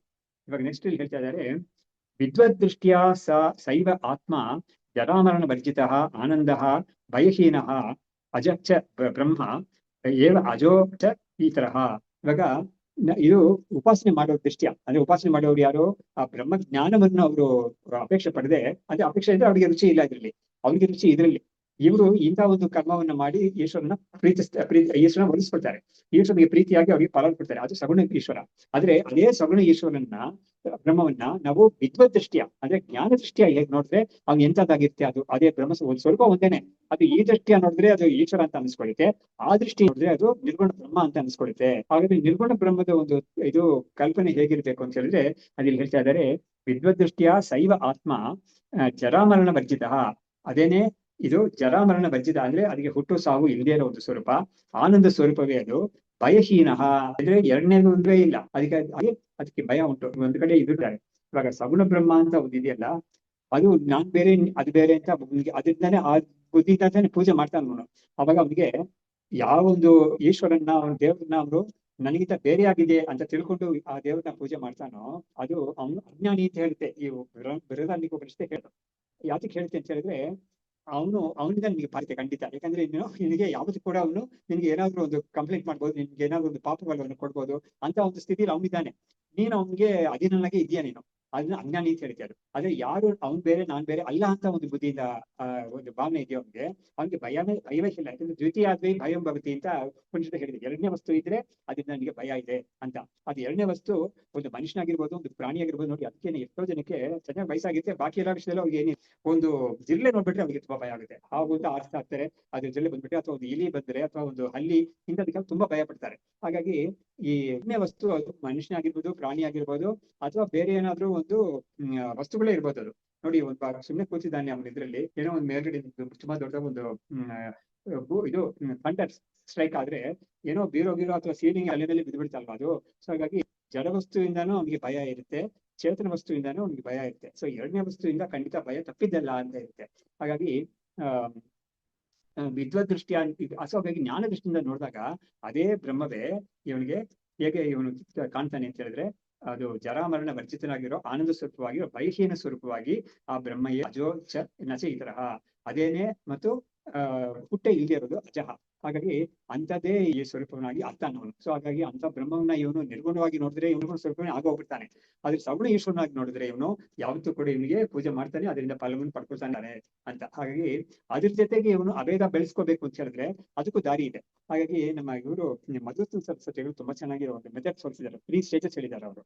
ಅದ್ರಲ್ಲಿ ಹೇಗಾಗ್ತಾರೆ ಅಂತ ಹೇಳಿದ್ರೆ, ತಸ್ಯೈವಾಹಂ ಅಂತ ಮೊದಲ ಸ್ಟೇಜು, ಮಮೈವಾಸ ಅಂತ ಎರಡನೇ ಸ್ಟೇಜು, ಸಯವಾಹಂ ಅಂತ ಮೂರನೇ ಸ್ಟೇಜು. ಏನಂತ ಹೇಳಿದ್ರೆ ಅವ್ರಿಗೆ 3 ಸ್ಟೇಜ್ ಹೇಳ್ತಾರೆ. ಫಸ್ಟ್ ಸ್ಟೇಜ್ ಏನಂದ್ರೆ, ನಾನ್ ಅವನಿಗೆ ಸೇರಿದ್ದವ್ ನಾನು ಅಂತ ಭಕ್ತಿ ಯಾವ ತರ ಇರ್ಬೇಕು ಅಂತ ಹೇಳಿದ್ರೆ, ನಾನ್ ಅವನಿಗೆ ಸೇರಿದವನು, ನಿನ್ನ ಸೇವಕ ನಾನು, ನಿನ್ನ ದಾಸ ನಾನು ಅಂತ ಬುದ್ಧಿ ಮೊದಲಿರ್ಬೇಕು. ಅದೇ ಸ್ವಲ್ಪ ಮೆಚೂರ್ ಆದಾಗ ಅದು ಯಾವ ತರ ಇರುತ್ತೆ ಅಂತ ಹೇಳಿದ್ರೆ, ಅವ್ನು ನನಗ್ ಸೇರಿದವನು ಅಂತ ಇರ್ತಂತೆ. ಅದು ನಾನು ಅವನು ಸೇರಿದವನು ಅಂತ ಮೊದಲಿರುತ್ತೆ, ಅವ್ನು ನನಗ್ ಸೇರಿದವನು ಅಂತ. ಇದಕ್ಕೆ ಹೇಳುವಾಗ ತುಂಬಾ ಇದಕ್ಕೆ ತುಂಬಾ ಚೆನ್ನಾಗಿ ನಮ್ಗೆ ಎಂಜಾಯ್ ಮಾಡಕ್ಕಾಗುತ್ತೆ. ಅದನ್ನ ದೃಷ್ಟಾಂತ ಯಾವ ತರ ಹೇಳ್ತಾರೆ ಅಂತ ಹೇಳಿದ್ರೆ, ಈ ಗೋಪಿಯರು ಈ ಸಣ್ಣ ಮಗು ಕೃಷ್ಣನ್ನ ಇಟ್ಕೊಂಡು ಆಟ ಆಡ್ತಾ ಇರ್ತಾರಲ್ಲ ಅವರು. ಅವಾಗ 4-5 ಜನ ಅಥವಾ 5-6 ಜನ ಇದ್ದಾರೆ, ಮಗು ಇರೋದು ಒಂದೇನೆ. ಅವಾಗ ಒಬ್ಳು ಎತ್ಕೊಂಡಿರ್ತಾಳೆ, ಅವಾಗ ಇನ್ನೊಬ್ಬಳು ಕೇಳ್ತಾಳಂತೆ, ಏನು ಎಷ್ಟೊತ್ತು ನೀನೇ ಇಟ್ಕೊಂಡಿದ್ದೆ, ಅದು ನನ್ ಕೊಡೋದು ಇಟ್ಕೊಳ್ತಾಳಂತೆ ಆ ಮಗುನ. ಹಾಗಾಗಿ ಅವ್ರಲ್ಲಿ ಒಬ್ರಿಗೊಬ್ರು ನನ್ನ ಹತ್ರನೇ ಜಾಸ್ತಿ ಇರ್ಬೇಕು ಅಂತ, ಅವ್ರಿಗೆ ಮಗು ನನ್ನ ಹತ್ರ ತುಂಬಾ ಹೊತ್ತಿರ್ಬೇಕು ಅಂತ. ಹಾಗಾದ್ರೆ ಏನಾಯ್ತು, ಮಮೈವಾಸವ್ ಅವನು ನನಗೆ ಸೇರಿದ, ನನಗೇನೆ ಸೇರಿದವನು, ಬಾಕಿ ಯಾರಿಗೂ ಸೇರಿಲ್ಲ, ಅವನಿಗೇನು ಸೇರಿದವನು ಅಂತ ಬುದ್ಧಿ. ಎರಡನೇ ಸ್ಟೇಜ್. ಮೂರನೇ ಸ್ಟೇಜ್ ಏನು ಅಂತ ಹೇಳಿದ್ರೆ, ಸಯವಾಕಂ, ಅವನೇ ನಾನು ಅಂತ. ಹಾಗಾಗಿ ಅವನಿಗೆ ಸೇರಿದವ್ ನಾನು ಅಂತ ದಾಸ ಭಕ್ತಿಯಿಂದ ಸ್ಟಾರ್ಟ್ ಆಗಿ ಇಲ್ಲಿ ಇವನಿಗೆ ಏನಾಯ್ತು, ವಾತ್ಸಲ್ಯ ಭಕ್ತಿ. ಇವನಿಗೆ ಬ್ರಹ್ಮದ ಮೇಲೆ ವಾತ್ಸಲ್ಯ, ಕೃಷ್ಣನ ಮೇಲೆ ಇವನಿಗೆ ವಾತ್ಸಲ್ಯ, ಕೃಷ್ಣ ನನ್ ಮಗು ಅಂತ. ಆಮೇಲೆ ಯಾಕಂದ್ರೆ ಒಬ್ಬ ತಾಯಿಗೆ ಅವ್ನು ನನ್ ಮಗು ಅಂತ ತಾನೇ ಇರುತ್ತೆ ಅದು. ಹಾಗಾಗಿ ಆತರ ಇರುತ್ತೆ ಅದು. ಹೀಗೆ ಮೂರನೇ ಸ್ಟೇಜ್ ಏನು ಅಂತ ಹೇಳಿದ್ರೆ, ಆ ಒಂದು ಡಿವಿಷನ್ ಕೂಡ ಅವನಿಗೆ ಸಹಿಸ್ಕೊಳಕ್ ಆಗೋದಿಲ್ಲ. ಹಾಗಾಗಿ ಸಯವಾಗಂ, ನಾನೇ ಅದು ಅಂತ ಅವನಿಗೆ ಪರಿವರ್ತನೆ ಆಗುತ್ತೆ ಅಂತ ಮಧುಸೂದನ ಸರಸ್ವತಿಗಳು ಅಷ್ಟೊಂದು ದೊಡ್ಡ ಭಕ್ತಿರು ಅವ್ರು ಹೇಳಿದ್ದಾರೆ. ಮಧುಸೂದನ ಸರಸ್ವತಿಗಳ ಬಗ್ಗೆ ಹೇಳುವಾಗ ಅವ್ರು ಎಂತವ್ರು ಅಂತ ಹೇಳಿದ್ರೆ, ಎಂತ ಅದ್ವೈತಿ ಅಂತ ಹೇಳಿದ್ರೆ, ಅದ್ವೈತ ಸಿದ್ಧಿ ಅಂತ ಒಂದು ಗ್ರಂಥವನ್ನ ಬರೆದವ್ರು, ತುಂಬಾ ಕಠಿಣವಾದ ಗ್ರಂಥ ಅದು. ಅದನ್ನ ಬರೆದವ್ರು ಅವರು. ಅದ್ರಲ್ಲಿ ಅವ್ರು ಏನ್ ಮಾಡ್ತಾರೆ ಅಂದ್ರೆ, ಈ ಬ್ರಹ್ಮಕ್ಕೆ ಅಂದ್ರೆ ಈಶ್ವರನಿಗೆ, ದೇವ್ರಿಗೆ, ದೇವ್ರು ಅಂತ ಹೇಳ್ಬೋದು ನಾವು ಸುಮ್ನೆ. ಅದಕ್ಕೆ ನಾವು ವೈಕುಂಠ ಲೋಕ ಹೇಳ್ತೀವಲ್ಲ, ಆ ಈಶ್ವರನಿಗೆ ಒಂದು ರೂಪ ಅಲ್ಲ, ಲೋಕಾನು ಇಲ್ಲ, ಅದಕ್ಕೆ ಪರ್ಮನೆಂಟ್ ಡಿಫಾಲ್ಟ್ ಲೋಕಾನು ಇಲ್ಲ, ಡಿಫಾಲ್ಟ್ ಫಾರ್ಮು ಇಲ್ಲ ಅಂತ ಹೇಳ್ಬಿಟ್ಟು ಪ್ರತಿಪಾದನೆ ಮಾಡಿದ್ದಾರೆ. ಅಂತವ್ರು ಪರ್ಸನಲ್ ಆಗಿ ಹೇಗಿದ್ರು ಅಂತ ಹೇಳಕ್ಕೆ ಒಂದು, ಅವ್ರಿಗೆ ಕೃಷ್ಣನ ಮೇಲೆ ತುಂಬಾ ಭಕ್ತಿ ಅವರಿಗೆ. ಅದಕ್ಕೆ ಯಾವ ತರ ಆ ಕಾಲದಲ್ಲಿ ಪ್ರತೀತಿ ಇತ್ತು ಅಂತ ಹೇಳಿದ್ರೆ, ನೋಡು, ಏನಾದ್ರೂ ಕೃಷ್ಣನನ್ನ ನೀನು ಫ್ಲೆಶ್ ಅಂಡ್ ಬ್ಲಡ್ ಅಲ್ಲಿ ನೋಡ್ಬೇಕು ಅಂತ ಇಷ್ಟ ಇದ್ರೆ ಬೃಂದಾವನಕ್ಕೆ ಹೋಗು. ಅವಾಗ ಬೃಂದಾವನದಲ್ಲಿ ಆ 12 ಗಂಟೆಗೆ ಮಧುಸೂದನ ಸರ್ಸ್ವತಿ ಕೊಡೋ ಮೊಸರನ್ನ ಇದೆಯಲ್ಲ, ಅದನ್ನ ತಗೊಳಕ್ಕೆ ಅವನೇ ಬರ್ತಾನೆ ಕೈಯಿಂದ ತಗೊಳಕ್ಕೆ ಅಂತ. ಅವಾಗ ನೀನ್ ನೋಡ್ಬೋದು ಅವನ್ನ ಅಂತ. ಅಷ್ಟೊಂದು ಪ್ರಸಿದ್ಧಿ ಅವ್ರ ಮೇಲೆ ಇತ್ತು, ಅವ್ರಿಗಿತ್ತು ಅಂತ. ಒಂದು ದೊಡ್ಡ ಭಕ್ತರಾಗಿದ್ರು ಅವರು. ಅಂತವ್ರು ಹೇಳಿರೋ ಮಾತು ಏನು ಅಂತ ಹೇಳಿದ್ರೆ, ತಸೇವಾಗಂ ಮಮೇವಾಸವ್ ಸಯವಾಗಂ ಅಂತ ಈ 3 ಸ್ಟೇಜಸ್ ನ ಅವರು ಒಂದು ಕಡೆ ಹೇಳಿದ್ದಾರೆ ಅವರು. ಸೊ ಹೀಗೆ ಹೌದು ಹೌದು, ಹೀಗೆ ಇವ್ರು ಹೇಳ್ತಾ ಇದ್ದಾರೆ ಸಗುಣಕ್ಕೂ ನಿರ್ಗುಣಕ್ಕೂ ಡಿಫರೆನ್ಸ್ ಹೇಳ್ತಾ ಇದ್ದಾರೆ. ಸೊ ಯಾವ ಸಗುಣವನ್ನ ನೀನು ಈ ತರ ಪೂಜೆ ಮಾಡಿ ಅದ್ರಲ್ಲಿ ಒಂದು ಅಭೇದ ಒಂದು ಭಾವ ನೀನು ಪಡ್ಕೊಂಡ್ಬಿಟ್ರಿ, ಅವಾಗ ಏನಾಗುತ್ತೆ ಅದಕ್ಕೆ ಇರೋ ಆ ಒಂದು ಈಶ್ವರ ಅನ್ನೋದೆಲ್ಲ ಬಿಟ್ಟೋಗ್ಬಿಡುತ್ತೆ. ಅದಕ್ಕೆ ಯಾಕಂದ್ರೆ ಇವನು ಪ್ರಪಂಚವನ್ನೆಲ್ಲ ಇವನು ಲೆಕ್ಕನೇ ಇಲ್ಲ ಅವನಿಗೆ. ಹಾಗಾಗಿ ಅವನ ಸ್ವರೂಪನೇ ಇವ್ನಿಗೆ ಲೆಕ್ಕ. ಹಾಗಾಗಿ ನನ್ನ ಸ್ವರೂಪ ಅದಕ್ಕೆ ಸ್ವಲ್ಪಕ್ಕೆ ಬೇರೆ ಏನಿದೆ. ಗೀತೆಯಲ್ಲಿ ಕೂಡ 7ನೇ ಅಧ್ಯಾಯದಲ್ಲಿ ಭಗವಂತ ಹೇಳಿದ್ದಾನೆ, ಜ್ಞಾನಿತ್ವ ಆತ್ಮೈವ ಮಿದಂ ಅಂತ. ಜ್ಞಾನಿ ಅನ್ನೋನು ಆತ್ಮಜ್ಞಾನಿ ಅವರವರು ನಾನೇ ಅದು, ನನಗೂ ಡಿಫರೆನ್ಸ್ ಇಲ್ಲ ಅಂತ ಕೃಷ್ಣನೇ ಹೇಳಿದ್ದಾನೆ. ಅದನ್ನ ಇದು ಹೇಳ್ಬಿಟ್ಟು ಅವ್ರು ಇವಾಗ ಮುಕ್ತಾಯ ಮಾಡ್ತಾ ಇದ್ದಾರೆ. ಏವಂ ಬ್ರಹ್ಮ ಜಾನಾತಿ ತದ್ ಬ್ರಹ್ಮೈವ ಭವತಿ ಅಸೌ ಈ ಶಬ್ದೋ ಅಶೇಷ ವೇದಾಂತ ಪ್ರಸಿದ್ಧಂ ಸೂಚಯತಿ ಸುಯೇದಿಹ ಅಂತ. ಇವಾಗ ಬ್ರಹ್ಮವಿತ್ ಬ್ರಹ್ಮೈವ ಭವತಿ ಅಂತ ನಾವು ಕೇಳಿದ್ವಿ. ಯಾರು ಬ್ರಹ್ಮವನ್ನು ತಿಳ್ಕೊಂಡಿದ್ದಾನೋ ಅವನು ಬ್ರಹ್ಮವೇ ಅಂತ. ಅದಕ್ಕೆ ಹೇಳ್ತಾ ಇದೆ ಅಂತ ಇವ್ರು ಹೇಳ್ತಾ ಇದ್ದಾರೆ. ಏವಂ ಬ್ರಹ್ಮ ಜಾನಾತಿ, ಯಾರು ಹೀಗೆ ಬ್ರಹ್ಮವನ್ನು ಹೇಗೆ ಅದು ಅಭಯಸ್ವ, ಅದಕ್ಕೆ ಜರಾಮರಣ ಇಲ್ವೇ ಇಲ್ಲ ಅದು. ಆಮೇಲೆ ಅದು ಆನಂದ ಸ್ವರೂಪ, ಅದು ನಾನೇ ಅಂತ ಯಾರು ತಿಳ್ಕೊಂಡಿದ್ದಾನೋ ಅವನು ಅದೇ ಆಗ್ತಾನವನು, ಅದರಿಂದ ಬೇರೆ ಅಲ್ಲ ಅಂತ ಅದನ್ನ ಹೇಳ್ತಾರೆ ಅವರು. ಬ್ರಹ್ಮೈವ ಭವತಿ ಅಸೌ ಹೀಗೆ ಹೇಳ್ಬಿಟ್ಟು ಮುಂದಕ್ಕೆ ಅವರು ಮುಗಿಸ್ತಾರೆ. ಜನಕಾಯ ಆತ್ಮವಿದ್ಯಾ ಏಷ ಯಾಜ್ಞವಲ್ಕ್ಯೇನ ವರ್ಣಿತ ತದ್ ವ್ಯಾಖ್ಯಾನೇನ ಮಹೇಶ್ವರ.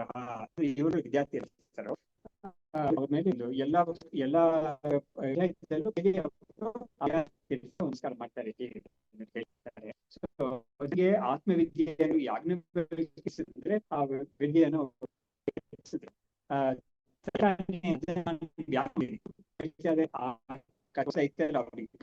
ಆ ಬ್ರಹ್ಮವಿದ್ಯೆನ ಇವನು ಪಡ್ಕೊಂಡ ಕೊಟ್ಟರು. ಈ ಒಂದು ಜೊತೆಯನ್ನ ನಾನು ಹೇಳಿದ್ನಲ್ಲ, ಆಖ್ಯಾನವನ್ನ ನಾನು ಇದನ್ನ ಬರ್ಣನೆಲ್ಲ ಅದಕ್ಕೆ ನನಗೆ ನಮ್ಮ ಗುರುಗಳು ನನ್ನ ಮೇಲೆ ಪ್ರೀತರಾಗಿ ನನಗೆ ಅನುಗ್ರಹ ಮಾಡ್ಲಿ ಅದು ಅಂತ ಈ ತರ ಹೇಳಿ ಅವರು ಇಲ್ಲಿ ಮುಗಿಸ್ತಾರೆ. ಜನಕ ಆತ್ಮವಿದ್ಯೆ ಏಷ ಅಗ್ನವಲ್ಕ್ಯ ಅನಿತ ತದ್ ವ್ಯಾಖ್ಯಾನೇನ ಅನುಗ್ರಹ ವಿದ್ಯಾತೀರ್ಥ ಮಹೇಶ್ವರ. ಸೊ ಇಲ್ಲಿಗೆ ನಾವು ಅವರು ವಿದ್ಯಾರಣ್ಯರು ವಿದ್ಯಾತೀರ್ಥ ಅಂತ ಶಂಕರ ಶೃಂಗೇರಿ ಪರಂಪರೆಯಲ್ಲೇ ಬಂದಿರೋರು. ಸೊ ಹೀಗೆ ನಾವು ಇಲ್ಲಿಗೆ ನಿಲ್ಲಿದ್ದೀವಿ. ಶಾಸ್ತ್ರಂ ಮೀಮಾಂಸಾ ದೇವಸ್ತು ಪರಮೇಶಃ ಆಚಾರ್ಯ ಶಂಕರಾಚಾರ್ಯ ಸಂತು ಮೇ ಜನ್ಮ ಜನ್ಮನಿ ವಿದ್ಯಾವಿನಯ ಸನ್ನಂ ವೀತರಾಗ ವಿವೇಕಿನಂ ವಂದೇ ವೇದಾಂತನಂ ವಿದುಷೇ ಭಾರತೀ. ಓಂ ತತ್ಸತ್.